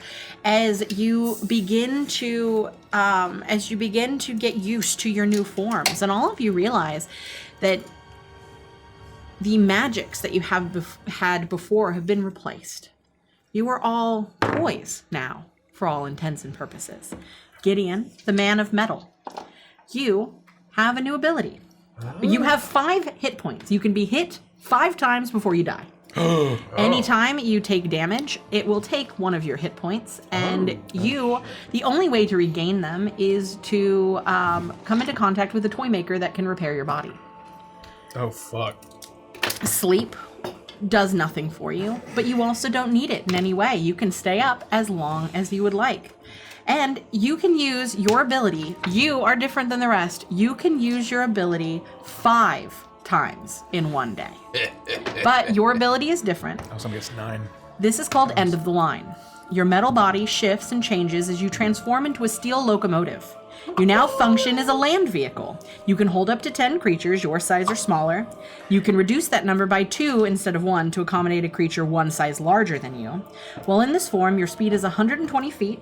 While stationary, you are indistinguishable from a toy train, and any riders are also indistinguishable alongside you. Whoa. While in motion, creatures roll at disadvantage to determine your true nature. However, once transformed in this way, you remain transformed until you either come to a full stop and then move again. So you can come to a full stop, and then the moment you try to move, you revert back to your toy engineer form. Or you come into contact with water, for this train is powered by coal and steam, and water is its nemesis. Carnival of CrewCon! You only have one way to damage anything, and that is your punch ability, which is 5 foot of range plus 5 to hit, and 1d4 plus 5 bludgeoning damage. Wow. So you will see that you have, you can ignore the 2-a-day abilities, because obviously yours is 5, that's why I colored them in. And then you have your HP. Gricko, you are the Wooden Wonder, and you have an ability called Okay. You choose a creature within range, which is 60 feet, and you may speak through their mouth for them for the duration, which is 1 minute. Their voice remains their voice, but is replaced by words of your choosing. They have no idea that their voice is being manipulated in this way. There is no save for this ability. It automatically succeeds. Wow. You have the claw ability, plus 5 to hit, 1d4 plus 4 slashing, and 5 feet of range. You can use this ability 2 times. I seen the entirety of Pink Floyd's Great Gig in the Sky. And then I do that. And that's 2. Torbeck, you are the creature of clay, and your ability is Doom and Gloom. Yes. You can also use, the rest of you are 2 times as you can use these abilities. You cause every creature within a 20-foot radius sphere within range, which is 60 feet, to be overcome with feelings of their own mortality and impending doom. This overwhelming sense of existential dread causes every creature within the sphere to become stunned by gloom for the duration, which is 10 minutes. There is no save against this ability. It automatically succeeds. You also have Claw. Let's go. These are really That's really nice, by the way, fucking cool. too. You made these are beautiful. Yeah, thank you. Really Thank you. fun. Frost, the Crystal Cat. Finales Funkum. No! Did Greco just make me say words? Gesundheit. Light hits your body and creates a beam of light 10 foot wide and 120 feet long. Any creature caught in the beam of light becomes blinded for the duration, which is 1 minute. There is no save against this ability, and it automatically succeeds.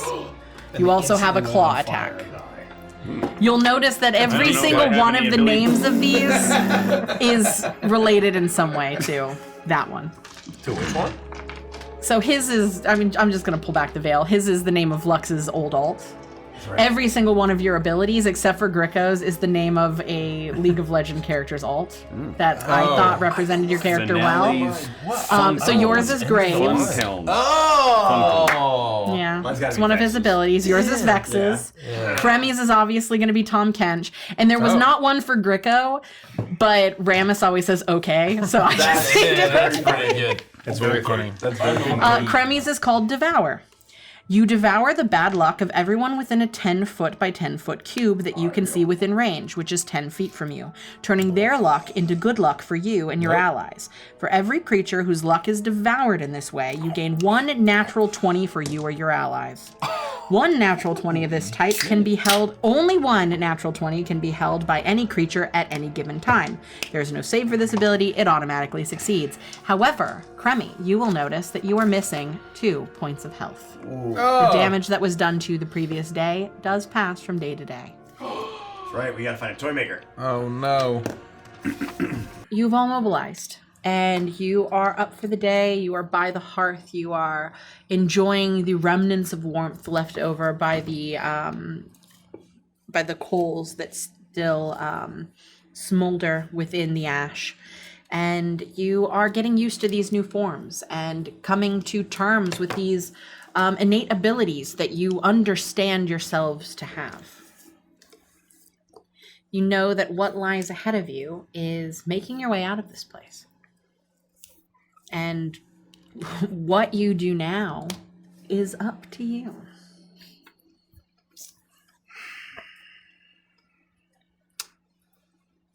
I'm a crystal cat. I'm a wonder. Huh? I'm the wooden wonder is what they call me. I was gonna name you the wooden weirdo, but I was like, oh, I'm gonna change it to Wonder. I'm the bookie of bone, fellas. So, Optimus Gideon. I mean, the man of metal. Are you going to transform and roll out? Yeah, you're exactly right. That's not even a joke. okay. So we can move now. We've rested. So we have learned that miraculously we can sleep as toys. Mm-hmm. We know that Scarifer killed those poor little mushroom folks. Mm-hmm. We know that we have to find a way to perhaps... I have a great idea. I think we have to deal with Scarifer by using our toy powers so she's none the wiser, eh? Eh? But we're so small. And she's so big. Well, that never stopped me before. Yeah, but she's way more powerful than we are as toys. That it stopped me. She like pointed at the mushrooms and killed them instantly. Yeah. Are you fucking kidding me? What if that was just like an anti-mushroom spell? It's just got mushroom-seeking rockets. Perhaps she just has blight. Yeah. exactly right, Frosty. Look, as far as I'm concerned, now that we can move, we can go find the badger and have the badger fucking kill us. No, we can't give up on life now that we can move, and it's like not being torn apart by a badger, but just slowly, living on until the universe ends. Oh my god, the badger's here now! We run from the badger. Torbeck immediately charges the badger with all his might. He swipes it, and it's just like. And then the badger rips him to shreds instantly. The rest of you run, though, as Torbeck is being torn clay from Like a clay. shoe toy, just like there's too late for clay Torbeck. flying everywhere.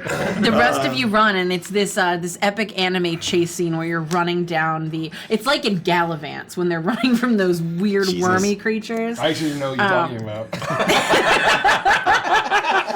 Can we get onto the Gideon train and have a quick Jurassic Park scene? You could, yeah, if he wants to use one Hop in, charge. bitches. It's time to overthrow the hags. Don't use it. There's 5 uses. There's plenty of uses. Of the train? I Yeah, thought you 5 uses. We don't even know we can open the mushroom door yet. I turn to the train. Okay. Sweet Crew Jesus. I It's hop time to on. roll out. Hop on. You hop in. Oh, wow. You can do better than LaCruCon. No, I can't. I couldn't even figure out the rhyming pig thing. Think about all the headlines they used to write about us. Carnival LaCru. Roll out. Nerval of crew. It has to end in con, otherwise it Con? doesn't sound like Decepticon. What about like Carnicons? Because Oh. we're carnies. Damn, Well, that's Maximal good. didn't end in con. Maximal Con. Roll out, Maximal Cons. Used to be the Maximals. The Maximals. Those are the coolest. No, we gotta have con because you're a con artist, and I guess by proxy we're all kind of con artists. Yeah, I mean the carnival. You know what I'm saying? It's Down by It's the park. bookie's boxcar. As you all get into the train, and you begin to propel forward away from Torbeck being eaten by this rogue badger Goodbye, that I Torbeck. hadn't intended to be there. Fur and clay everywhere. It's an absolute massacre. Yeah. A very strange experience to ride you, Gideon. You are I've heard that before. Yeah. you are able to grab Torbeck real and strange. make your way. All of you climb into this train. The Come on, everybody. inside. It's time to go for a ride. The inside Not the is first time I plush said that. and comfortable. It's warm as the steam engine begins to propel forward, going 120 feet. shit. Yeah, it's you're literally like a bullet as your insides are you're plush. going through. You've done this before. You do eventually, very quickly, get to. It takes you about half the amount of time to get to the mushroom circle that you had traveled here for. Do you stop, or do you continue propelling through the beneath? What? There's no brakes on this train, Gideon. Keep going. There- Keep going. Make a choice. Contrary to what he says, there are brakes on this train. There are no brakes on this train. Carnival. Cons. Let's keep going. There's a dining train. It's the last one in the bunch. Very, very odd. All it serves is whiskey. This is quickly on Oh, that's Whiskey and expensive. salads. Huh?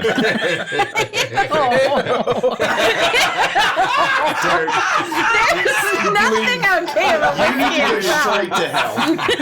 Go straight to hell. Leave this table You and go to guys, hell. you guys have said some nasty things, but that's the nastiest thing. Thank you. Inappropriate. Inappropriate, dude. I understand that we're a mature stream, but that was a bridge That was a too little far. beyond the pale, but That was beyond the I pale. apologize. it was very funny. So you are choosing not to stop at the teleportation circle. Somebody tell me what to do. I don't like thinking. Does it feel like we could explore this crazy, like, underground cavern? I mean, you feel like you're going to be a train as long as you don't stop, so you feel like you could make your way in. You do I will say you do understand that subterranean caverns can be maze-like, and you have never been down here. You're going at incredible speed. The likelihood of getting lost is significantly higher than it would be if you were even on foot. You're also 6 inches tall. You're in a basically toy train, so you have to weigh your odds. You also don't know what else lurks deeper in this cavern. Look, fellas, those pigs didn't stand a fucking chance on the other side of that mushroom circle. So maybe we try to fucking figure out some kind of cure while we're down here. What happened to Oink? Oh, Oink is a little- stuffed pig hanging on your backpack. Where's snail number 2? I forgot he's here. Yeah, I did too. He's dead. Oh, he's shell. Snail number 2. Don't you summon him with a saddle? Am I crazy? I made that Yeah, up. no, he's just a magical saddle item. with He's him. just a saddle. Yeah. Okay, so you just like have the saddle like hanging off your belt. God, that's incredible. Well, to the mushroom circle then. Okay. Wait, hold on. I mean, That was your pitch, no, man. my pitch was staying in the beneath and try to find some crazy ass fucking mushroom that'll turn us back. Can you just do this Yeah. while I have this conversation? Yeah. I think we should look for supplies. I can't imagine we're going to find the solution to our doll problem. I mean, how are we even transformed? With a pin from Pincushion? Yeah. That could be the only mechanism that allows us to transform back. Well, maybe we should just leave then. No, I still don't think know. we should I look don't around. really care what we do. You guys decide.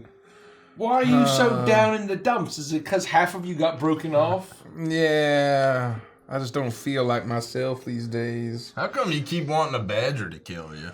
Yeah, why death by badger evolve? It doesn't have to be a badger. It could be really anything. They're just really efficient. Yeah, they're just big enough that it would know that it was killing me, but it wouldn't take much for it to do so. If it was like a bear would step on me, it wouldn't know that it ended me. I want to feel its intent. Grimmy, as dark as that is, it does bring up the point that we may need to find some sort of allies. And it's hard to imagine what kind of creature we could trust in our current forms. Yeah, well, that's exactly right. I mean, we would show up and that fucking disgusting, smelly Tiffany guy would. Oh, even that guy could fucking destroy us in about 2 seconds. Gideon, if you, do you know how long you can sustain this form as a train? As long as he wants. I He think says so. it's right I there think on the the stars card. wants to turn off 5 times. We don't have to do this for like an hour, and then all of a sudden you're gonna transform back into yourself, crushing all of us inside you instantly. I'm not used to standing on these legs. I don't think I could. I think my legs will get tired if I ride Gideon that long. All right, We don't that's have a enough. seat. These seats are very plush. We're gonna explore the underground, kid. Just You guys stop had to driving. have been listening through the door. you were there, the Fairy Hospital. Was that the one? No, we had our own adventure. Pixie Hospital. The Pixie Hospital. We had a whole grand adventure. Those you were missed it. direct quotes. Yeah, with Fixie, the doctor. Oh my. I wonder how Busty's doing. Yeah. Anyway, yeah, let's explore the beneath. All right, whatever you guys think. You rush straight past the teleportation circle yeah. that you know will get you, if you can figure out how to work it, up to the upstairs. And you continue deep into the winding tunnels, going down, down, down, down. The tunnels are, they loop this way and that. You come to forks in the road. You come to crosses in the road. You come to areas where things split, and you eventually, it just seems to be subterranean tunnels that are, some of them seem to be lit, some are not. With the bioluminescent mushrooms that line the walls. Sometimes you're just traveling through pure darkness and just taking a shot in the dark. You imagine to get back, it's going to be difficult to find your way, but you continue ever onward until you eventually spill out into the giant cavern that that the mushroom peddlers had looked out into from the side of their window, but you are significantly closer to the floor of this place. You see beautiful, glittering gemstones embedded in the sides of the rocks, with pulsing with a strange blue light, very similar to the light that was in the tea that you had drank. This entire place is slick with moisture. You see that there is an underground pool and a waterfall that is off to the east side, splashing about, coating the rocks in liquid. The walls here smooth with moisture. You can see that this is a prime area for fungus to grow.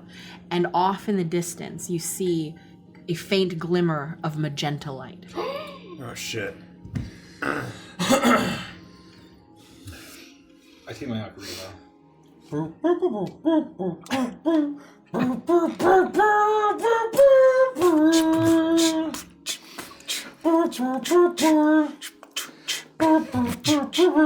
My list continues onward. Oh. Oh, that's it. You don't have an ocarina, do you? Oh! I'm just going. It's made of wood, and you're just like spinning it. Yeah, He's an ocarina. I am not. Exactly. It's not hollowed out. It's, I drill holes. It has the holes painted on it. Yeah. Yeah. I hollow out my hand. Oh, good enough. You take 4 points of damage. It's like when Buzz Lightyear tries to work his comm, so Yeah. why can't I radio back? Okay. Guys, I miss Torbeck. What do you mean? Well, when he was killed by that badger hours ago.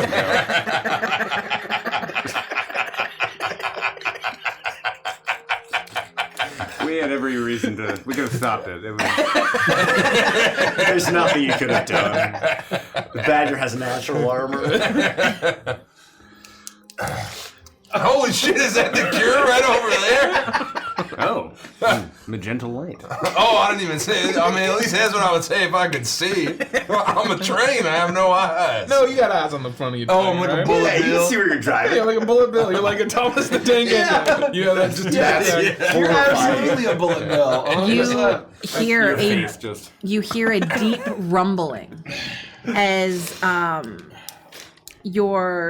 you're continuing to move in circles right at the entrance to this subterranean cavern. This is gigantic. The magenta light is all the way across on the other side of the cavern.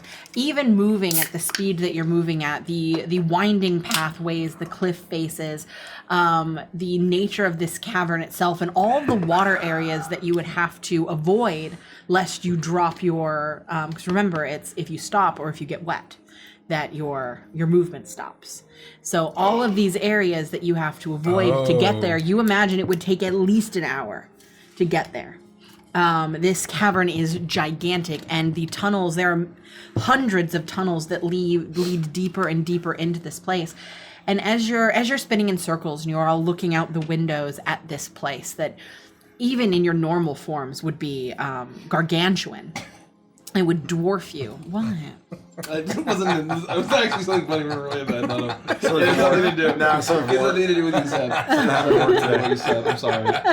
Something having to work. Making himself laugh over here. Yeah. It was just. Just good, Mike, good. Dormick will sacrifice himself. I was told there'd be a single patches of tail. Okay, that's pretty funny. That's inappropriate. You are looking at this place, understanding that it's.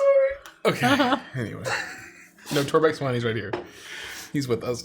He is, yes. He made it onto the train. Everything's okay. Looking at this place, that is the scope of what you realize. And you notice that the tunnels lead in varying directions.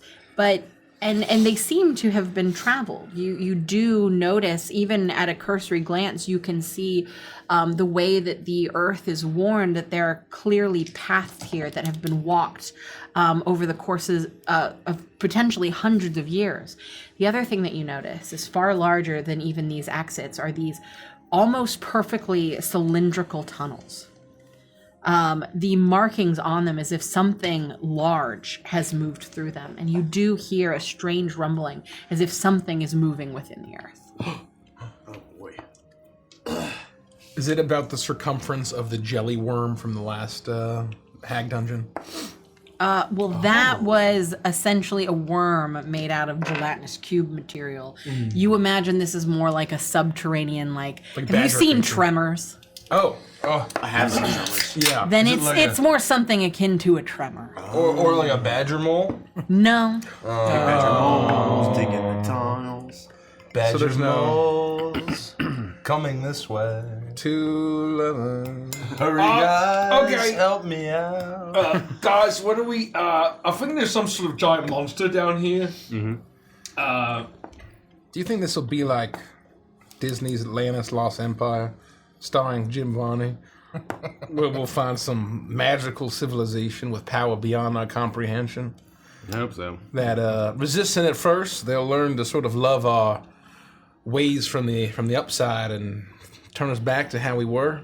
Perhaps we'll get even luckier, and they'll worship us as gods. Oh. Toy gods. I'd like to look at the hole a little closer and get a sense of, like, do I have any idea of what could create this? Or if is it totally a fey creature that I would have no idea about? Roll an investigation check. You will be rolling at a disadvantage because you're not able to walk up to it and inspect it. You are currently on a train that is spinning in circles so as not to stop. And so you're only able to look at it as the train whips around and gives you view. So go ahead and roll at disadvantage. I would like to be train driving in a figure 8. Okay, perfect. Oh, I that's love cool. that. Yeah. 11. With an 11, you look at this thing, and I will say that's enough for you to discern that it is clearly hewn from the stone by some kind of creature, some kind of burrowing creature. You can see from the striations on the rock that its body clearly fits to, or at least forces itself into this space. It could potentially be larger than this space, but its body is made in such a way that it's at least able to squeeze through these tunnels and travel. You can see that there are scratch marks on the outsides of them. You also notice that there are a few of them along the walls where it looks like whatever this entity is or these entities are have burst forth from the rock. In like one large motion. And so aside from that, you're not able to determine body type or anything like that. This idea of a large number of these burrow holes, like, I feel like that would frighten me. Like, Yeah. there's like a hive of fucking animals. This would be scary to you if you were at your regular size. Oh, God. The size that you're at now, these things would be absolutely horrible. I don't think we can stop here. I think that we have to turn around and find some other way. We haven't stopped here. I'm driving in a figure 8. I don't think we should be figure 8ing here any much longer. Can we go to the pink light? Do we think we can make it? Or do you think we're gonna get killed? There would be a risk.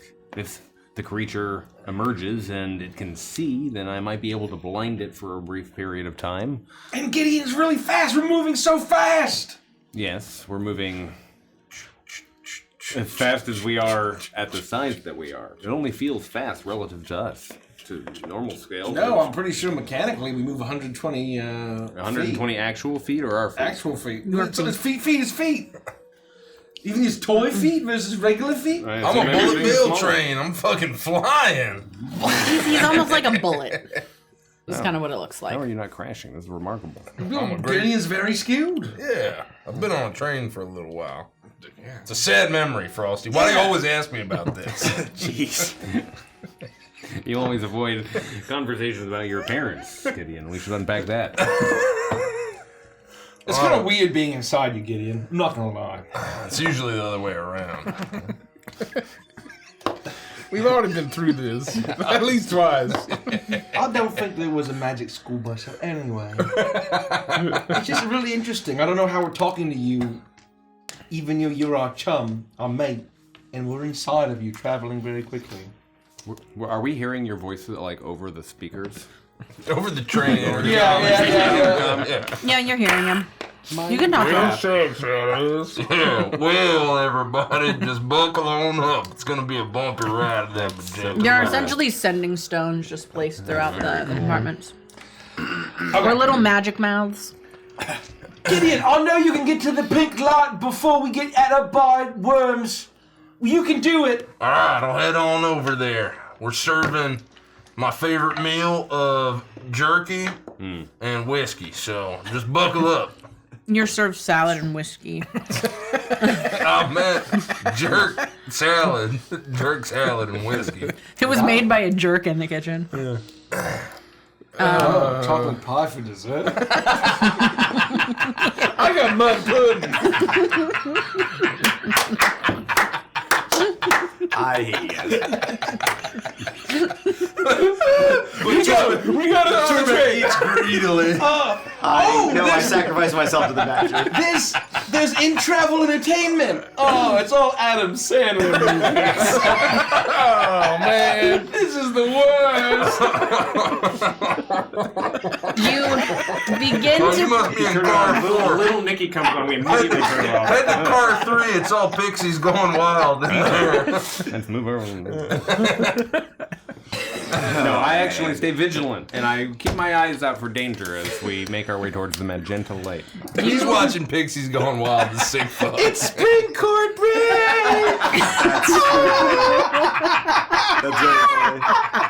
It's 4 in the morning. It's all graded. Warning! Is your perishable paper Cinemax? Its spring court break is fucking perfect. Yeah, that's actually very good. Thank you. It's very good. There's a credit card. I'm just saying, if Spring Court Break isn't the name of our one shot that we do in March, we're leaving a lot of money on the table. That's when we announce your OnlyFans. That's very funny. Or your OnlyFaves. Anyway, you propel forward, and you are doing your best. At this speed, it's a little more difficult to maneuver through things. Straight shots are best for you, but unlike the rest of the areas, there is a natural a source of water here, and there is mist that is spraying about. There are puddles that have created. Some of the rock is slick, and you have to make sure that you keep this train completely dry. You cannot come into contact with any water whatsoever, lest you lose your train form. And you, knowing this, do your best to maneuver through it. But I'm going to need you to make we'll do a dexterity saving throw to see how well you're able to maneuver through this. Like a strength saving throws. Possible. No.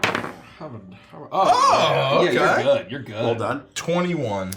You are. This is the first time you've ever been in this form, but you are not yourself. You are the man of metal, and you are easily able to maneuver this train through these subterranean tunnels.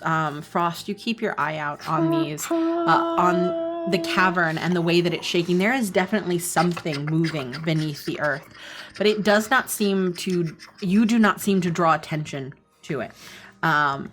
Maybe it's your size, maybe it's the fact that you're toys and you lack that humanoid scent that maybe a predator would be looking for. Something is shrouding you from its notice, and you're able to dart to the other side. It does take you a while as you move through the twists and turns of this subterranean cavern. It takes you about an hour to get to the other side, but you do eventually find yourself spilling out into what is very clearly a dead end.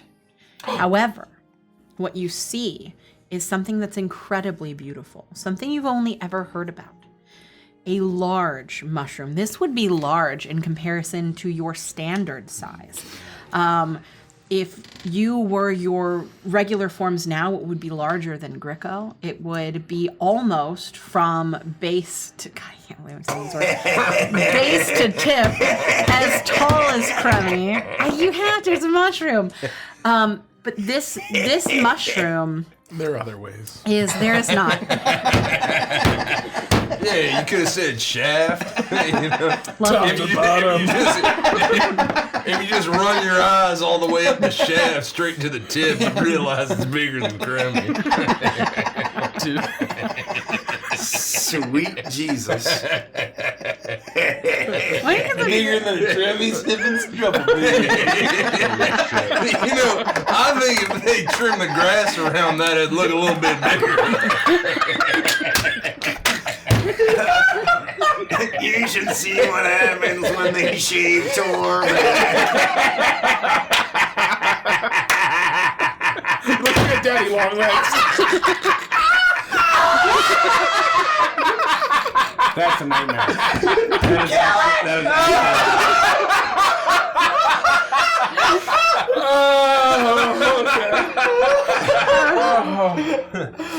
Holy shit, that's one big mushroom!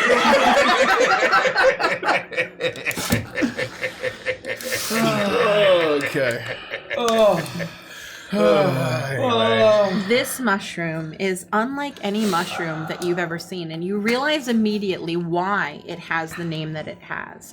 The bottom portion of this mushroom is it's hard to tell the color of its actual flesh, because as you get up to the cap of the mushroom, it is clearly shaped like a witch's hat. As it comes to a point, it's twisted and crooked, but it looks very much like a hat that you could take off and wear yourself. However, the entire underside of it, the gill portion of the mushroom, glows with a very strong magenta light. You look at this thing, and you see how the light completely obscures the color of the base. You see that spores drift off of it, these beautiful, almost fluffy, you are going to be fine, these fluffy orbs that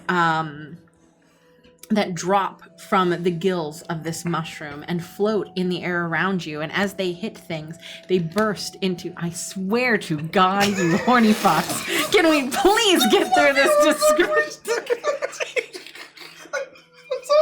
You can continue. We're gonna suffer through. I was doing so well. Were you? Yeah, and then Richie started smiling, asshole. You fuck. Mikey starting to smile got me. I have become a rock.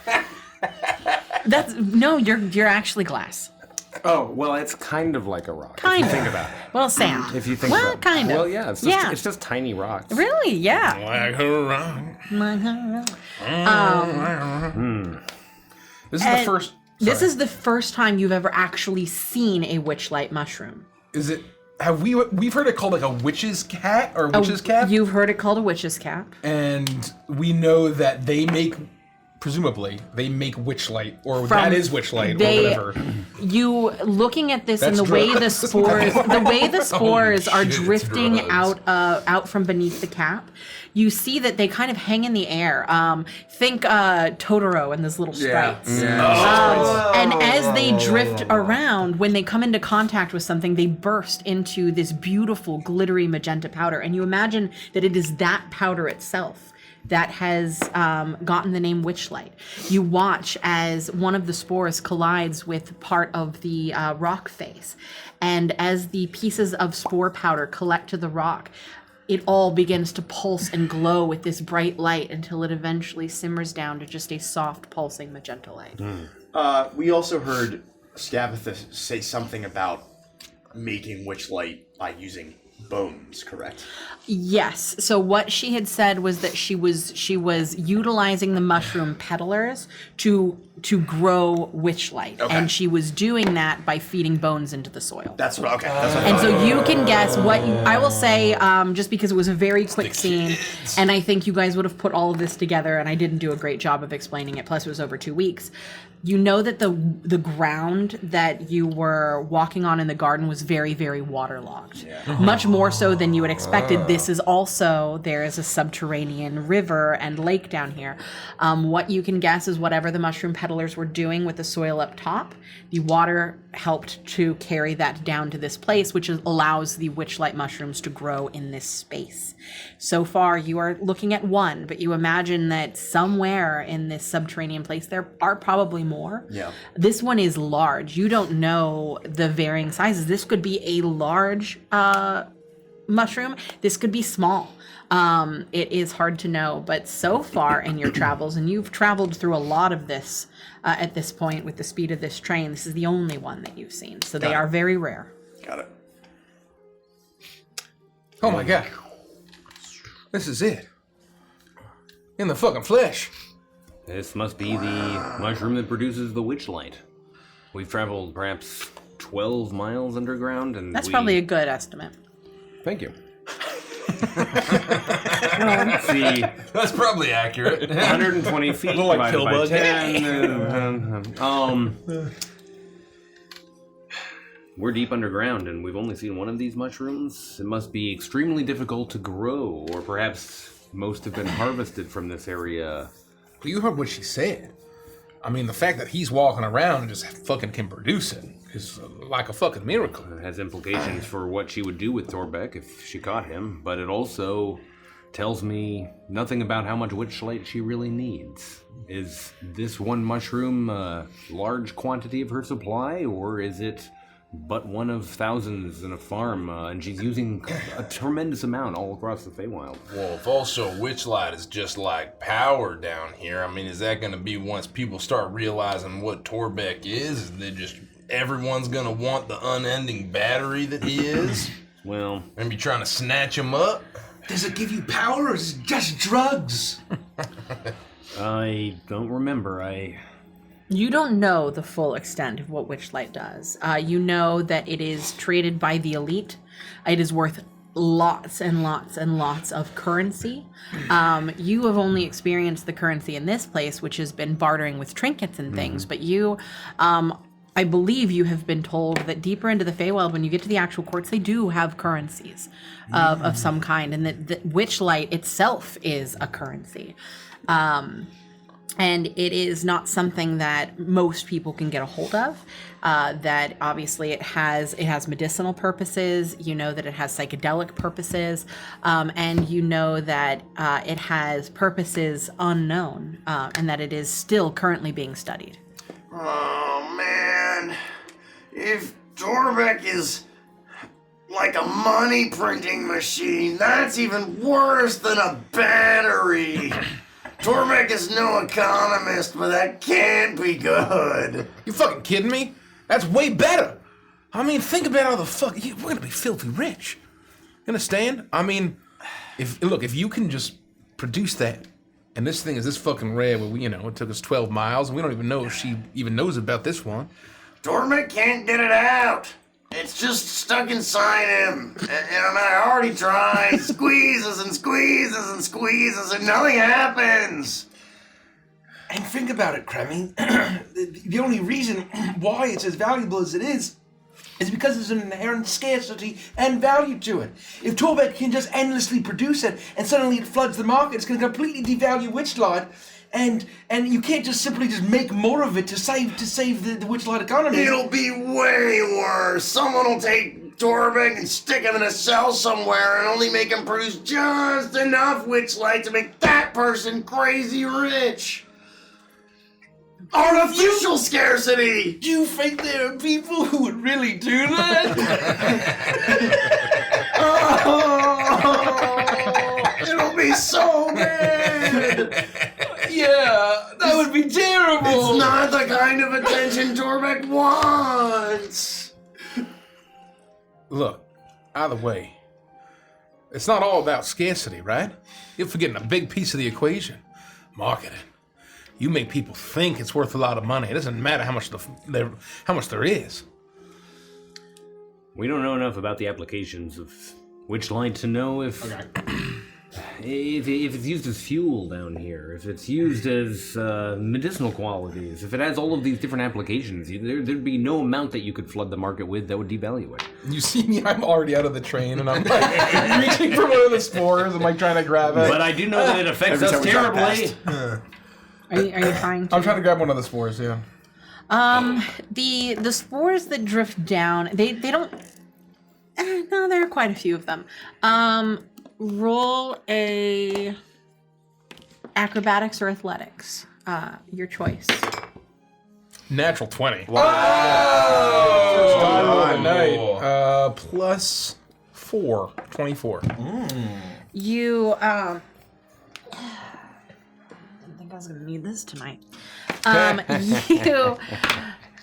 You vault up onto the wall and propel yourself off as you reach out and you grab a spore of this mushroom, and you you expect to be able to hold on to it, but it is just a small puff of little tiny specks of spore. And even at your size, these are minuscule to you. They're tiny to you.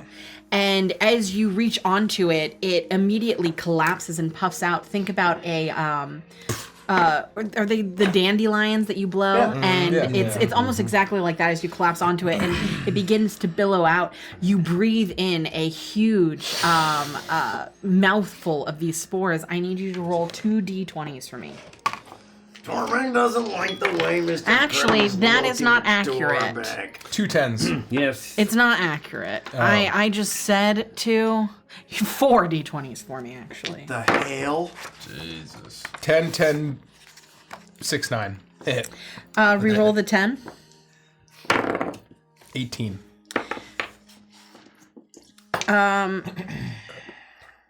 You are immediately overcome with this need to feed.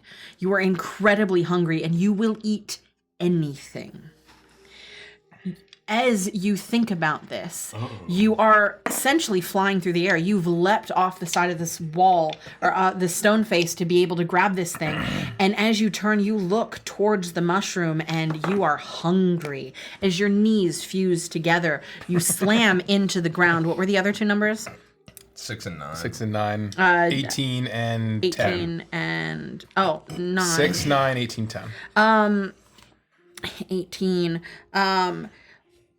As you hit the ground, your knees, this is actually quite funny, your knees have fused together. You land into a small puddle of water, but at this size, it feels almost like a pond, almost like a pool. As you look down, you believe yourself to be a merman, and you must return to the water or you will lose your merman form forever. And luckily to you, you have found the water here. But you're not just a merman. A very hungry merman. You also are the world's greatest bard merman. Jeez Louise. Everyone stay back. He's been hit. You watch Kremmy? You watch as Kremmy is just floundering around in the water. I need you, Gideon, to make a dexterity saving throw as he is splashing water at you. Oh, no. We're about to get stranded here. He has 5 uses. Yeah, only for a little bit. Can I twist it? Yeah. I'll twist it. Yeah. There's one twist. There's one twist or more. We've got a million of them. I rolled the exact same thing. Roll one more. Alright, one more. Yeah, no, you gotta roll it. Don't just drop it in me. So Alright. One more. No, one more. okay, Oh, one more. okay. Well, make sure you're taking the twist out. This is 4 twists. Yeah. This is 4 twists? Okay. It's Yeah, fate. It's He tried bad. to break fate. 11. 4 twists. 4 11. Take out 4 twists. You... Not only do you get splashed by a wave of waters, as Kremmy flounders in this puddle, completely extinguishing the coal burning stove inside of this locomotive that's keeping it running. You all immediately spill out of the train as Gideon, you return to your metal man form. But you watch as Kremmy attempts to swim through this thing. I'm a merman, Pop. I'm a merman. As he chomps his teeth, hungry for anything. I grab it, explodes in my face. Guys, I don't think I can hold it. And I fall on the ground. I look at the pool. I look at the mushroom. Look at this stuff. Isn't it neat? Wouldn't you think my collection's complete? Wouldn't you think I'm a gator who has... And I look at the train. I guess I look at Gid. Everything. And I start, but then I look back to the mushroom and I lick my lips. And I have to brush the thought out of my mind as I, so I don't have to sing the whole fucking thing. I am singing, basically leaving my life behind as I approach this watery mushroom to eat the mushroom and Daddy, I swim love with him. my new fish fused legs. You look down. The rest of you look at him, and you see that his legs are just clearly pressed together. You can see the muscles pressing them together. He's clearly doing this himself. But Crummy, when you look at your legs, you see no legs, but a beautiful purple fishtail. I'm sorry, guys. I'm sorry again. I have to. Yes, you what? You just took a bunch of drugs, Crummy. No one approach Crummy. I want to be where the mermaids are. Don't touch him. Look at his legs. See him swimming. Well, we can't go in the water. He's gonna fucking die. He's Chopping around on that mushroom stem. Are we allergic to water as toys or something? Maybe perhaps you are. No, I'm made of crystal. I'm made of No, glass. shit, I can't go in there and get him. Neither can I ever get waterlogged. Frosty, you're made of glass and you're lucky. I don't want to approach him. He's gonna touch me and perhaps get some of the witchlight on me, and then I'll be rolling around saying, "Oh, my fucking legs!" I'm slobbering all over the shaft, just chomping. I'm so hungry. I have to eat the mushroom. The mushroom is attached to the wall about halfway up. Oh, So you, luckily, your legs are fused together because you cannot actually get to the mushroom. Oh, started the You base. can, however, get to your friends who also look delicious. Are you in the water? Is he swimming or is he drowning? So it is like if you were normal size, Yeah. it would be as if like there was just a little tiny divot that some rainwater had. So he's not gotten gonna into. drown. No, he's like in a bathtub essentially All right, right now, all right. and just I want flopping like around. above ground like pools. Yeah. Yeah, kind of like that. Yeah. What do we do? And we'll have to wait for this effect to wear off. It could be hours. Crummy, you gotta step out of it. I know you just took a whole bunch of drugs. Oh gosh, it must be extra potent being a toy. I thought we might be immune. I'm hungry, fellas, and I can't get to the mushroom. Okay. We're all hungry, Mr. Crummy. Hey, Gricko, why don't you come swim with me? Don't It'll be trust him. fun. Yeah, don't trust him. What? Why? I mean, I'm famous, Gricko. You what? I'm famous. What? You want to be a part of my entourage, don't you? I'm the greatest bard in the world. You are? Ever been through Gricko? No. What? When did Grammy? I can make you something, Gricko. He's full of Gricko, he's on drugs. You want to be a star, Gricko? What? Just get in the pool with me. Torbeck doesn't know. Uncle Globo always said when someone's on drugs, they speak the truth. Torbeck is also kind of convinced. I mean, Yeah. Crummy doesn't usually Torbeck, lie. Torbeck, come on Do you in. The wanna- water's nice. Do you want to get famous, Torbeck? Kinda. I'm the greatest bard in the world. Could you say no to Maybe such fame? I love when you guys call for your own roles. I love that. 16. I got a 15. Whoa!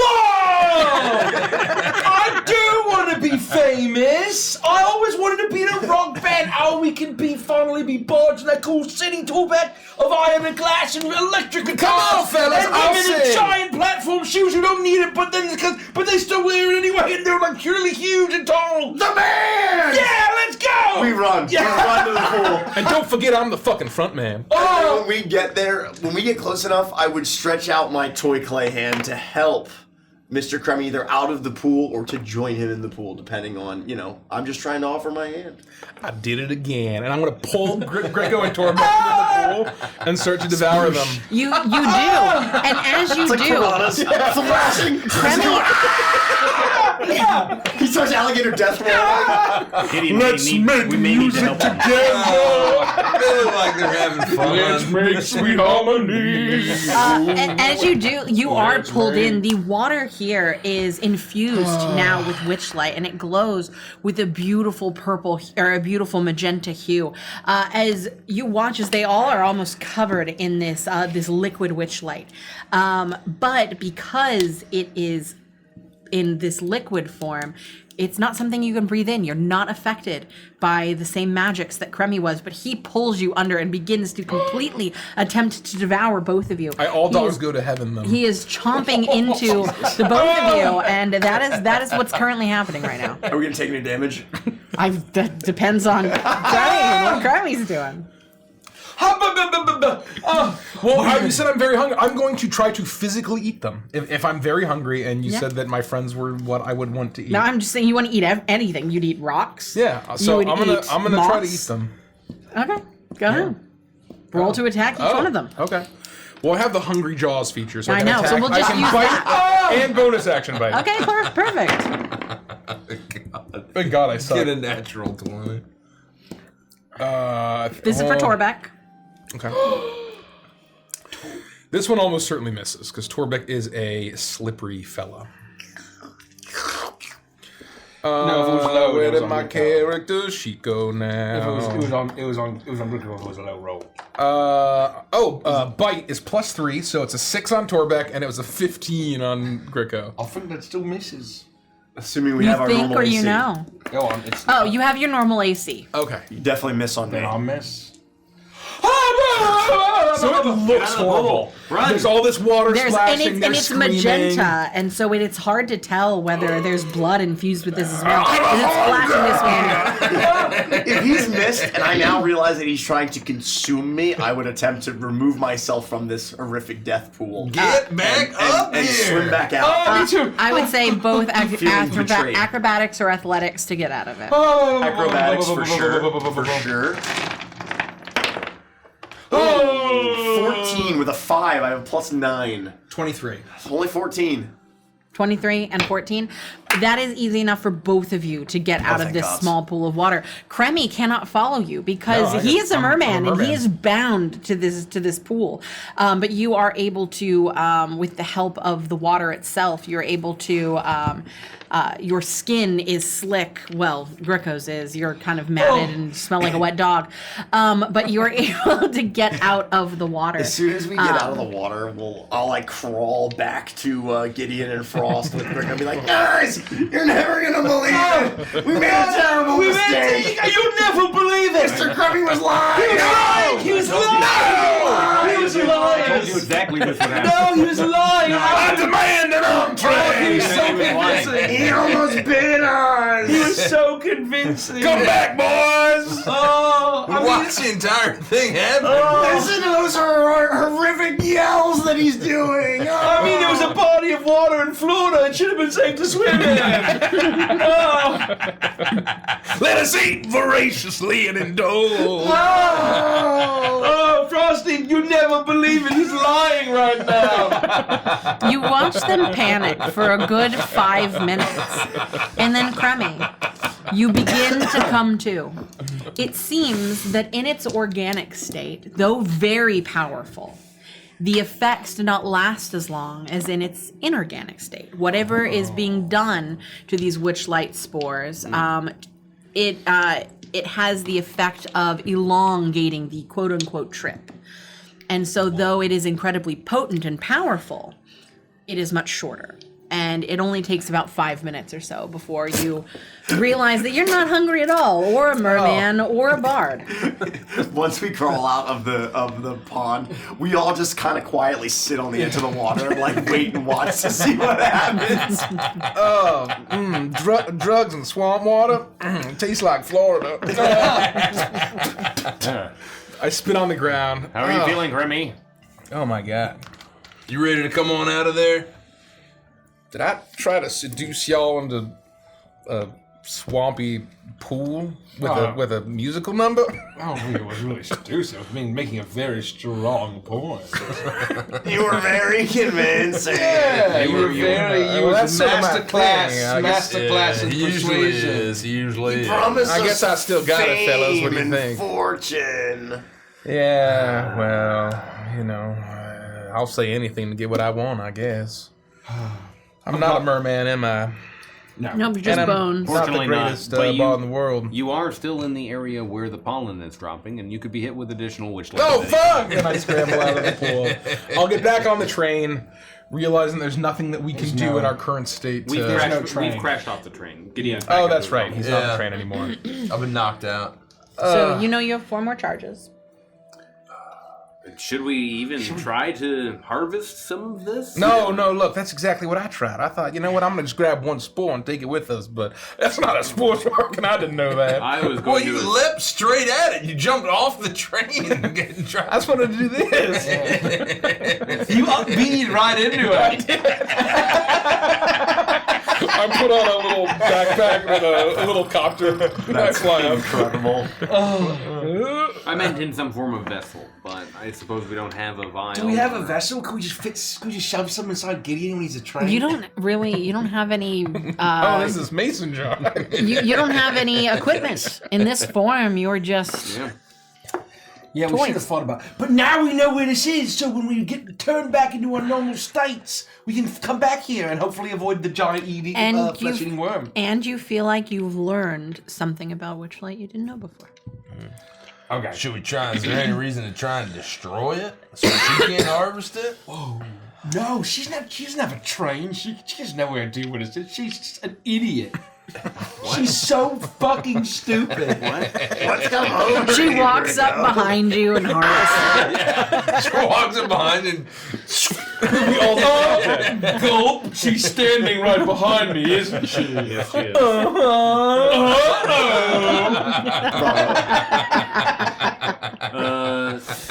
What are you talking about? She's so fucking stupid.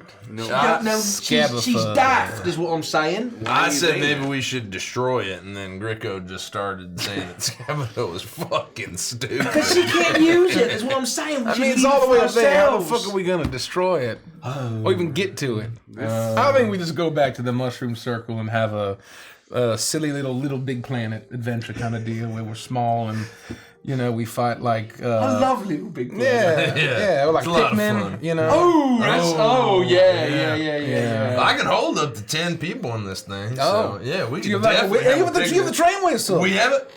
Oh my god. If you have some way to chuck us at like giant, like bird-looking things. Oh, man. Oh no, that's very scary actually. If a giant heron head bursts out of the ground, I give up. Let it take me. Anyways, we should go back and find a toy maker to repair Cremmy. He's not feeling himself, obviously. Where are we gonna find a toy maker? Well, we're gonna have to go back to the house. We go into that mushroom circle, get back up there. I'm sure she's got toy makers in there. She's always kidnapping kids. Yeah, and she's turning them into toys. She's got 1 million toys. If there ain't no toy maker. Toys. Toys. Why are you saying toys like that, Greco? Because there's toys up there. Why? What? You Toys in it. Just say it normally. Hey, you got your toys up there, innit? Just say toys. Fucking Scabberfoot, innit? Get back in your fucking train. I need to take the trolley over back to the mushroom circle. Going leagues away. What's come over you? It is past tea time. And Bought a I chippy on the way. get a chippy on the way. You know the rules. Let's swing by a chippy. The crew con bots, let's roll out. I'll activate train You shift into a train, and for the sake of brevity, I won't make you roll to see if you can make it through the subterranean moisture caverns. I'll say Bacon shows up you and we are die. just able to. You follow the same path that you followed in, and it takes a while, but you do eventually make your way back to the mushroom circle, and that is where you find yourselves now. Do you just propel straight into it, or are you going to disembark and what's your plan? Straight into it. I've been During our journey, yeah, sorry. During our journey, I'll start. In my improvised ocarina, I will have been playing the theme of EastEnders. And I will be trying to explain how formidable a foe Skabatha is, and how we should be very concerned about her cunning and what plans she has for the Witchlight that she almost certainly knows about and how to use. And I'm drowned out entirely by Greco. Nobody hears this. How does it go? Remind me. It's a banger. Yeah, I can't recreate it. Otherwise, I would. Yeah. Does anyone else do anything as you travel through the subterranean moisture caverns? Do we remember that we had to go clockwise to take the last one, right? I will say, for the sake of brevity, that's not what you had to. That was the original ones. You had been told by Ewan that you were allowed use of these, that the mushroom peddlers had given you use. Wait, you and who? Yeah. And so you Anyway.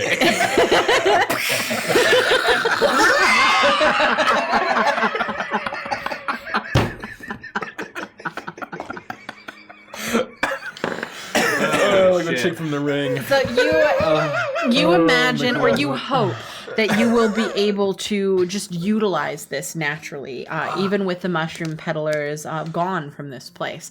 And it is with that hope that you, in this locomotive, propel yourself forward and rush straight into the center of this mushroom circle. And the moment you hit the center of it, you all feel yourself propelled through space and time, traveling through the mycelium network the same way that you had made your way here, as you find yourself once again spilling out into Skabatha's garden. However, not in the same place that you had entered. You find yourself in a completely different portion of the garden, significantly less overgrown, far more tended. You find yourself in a giant pumpkin patch. You have seen pumpkins like this before. What?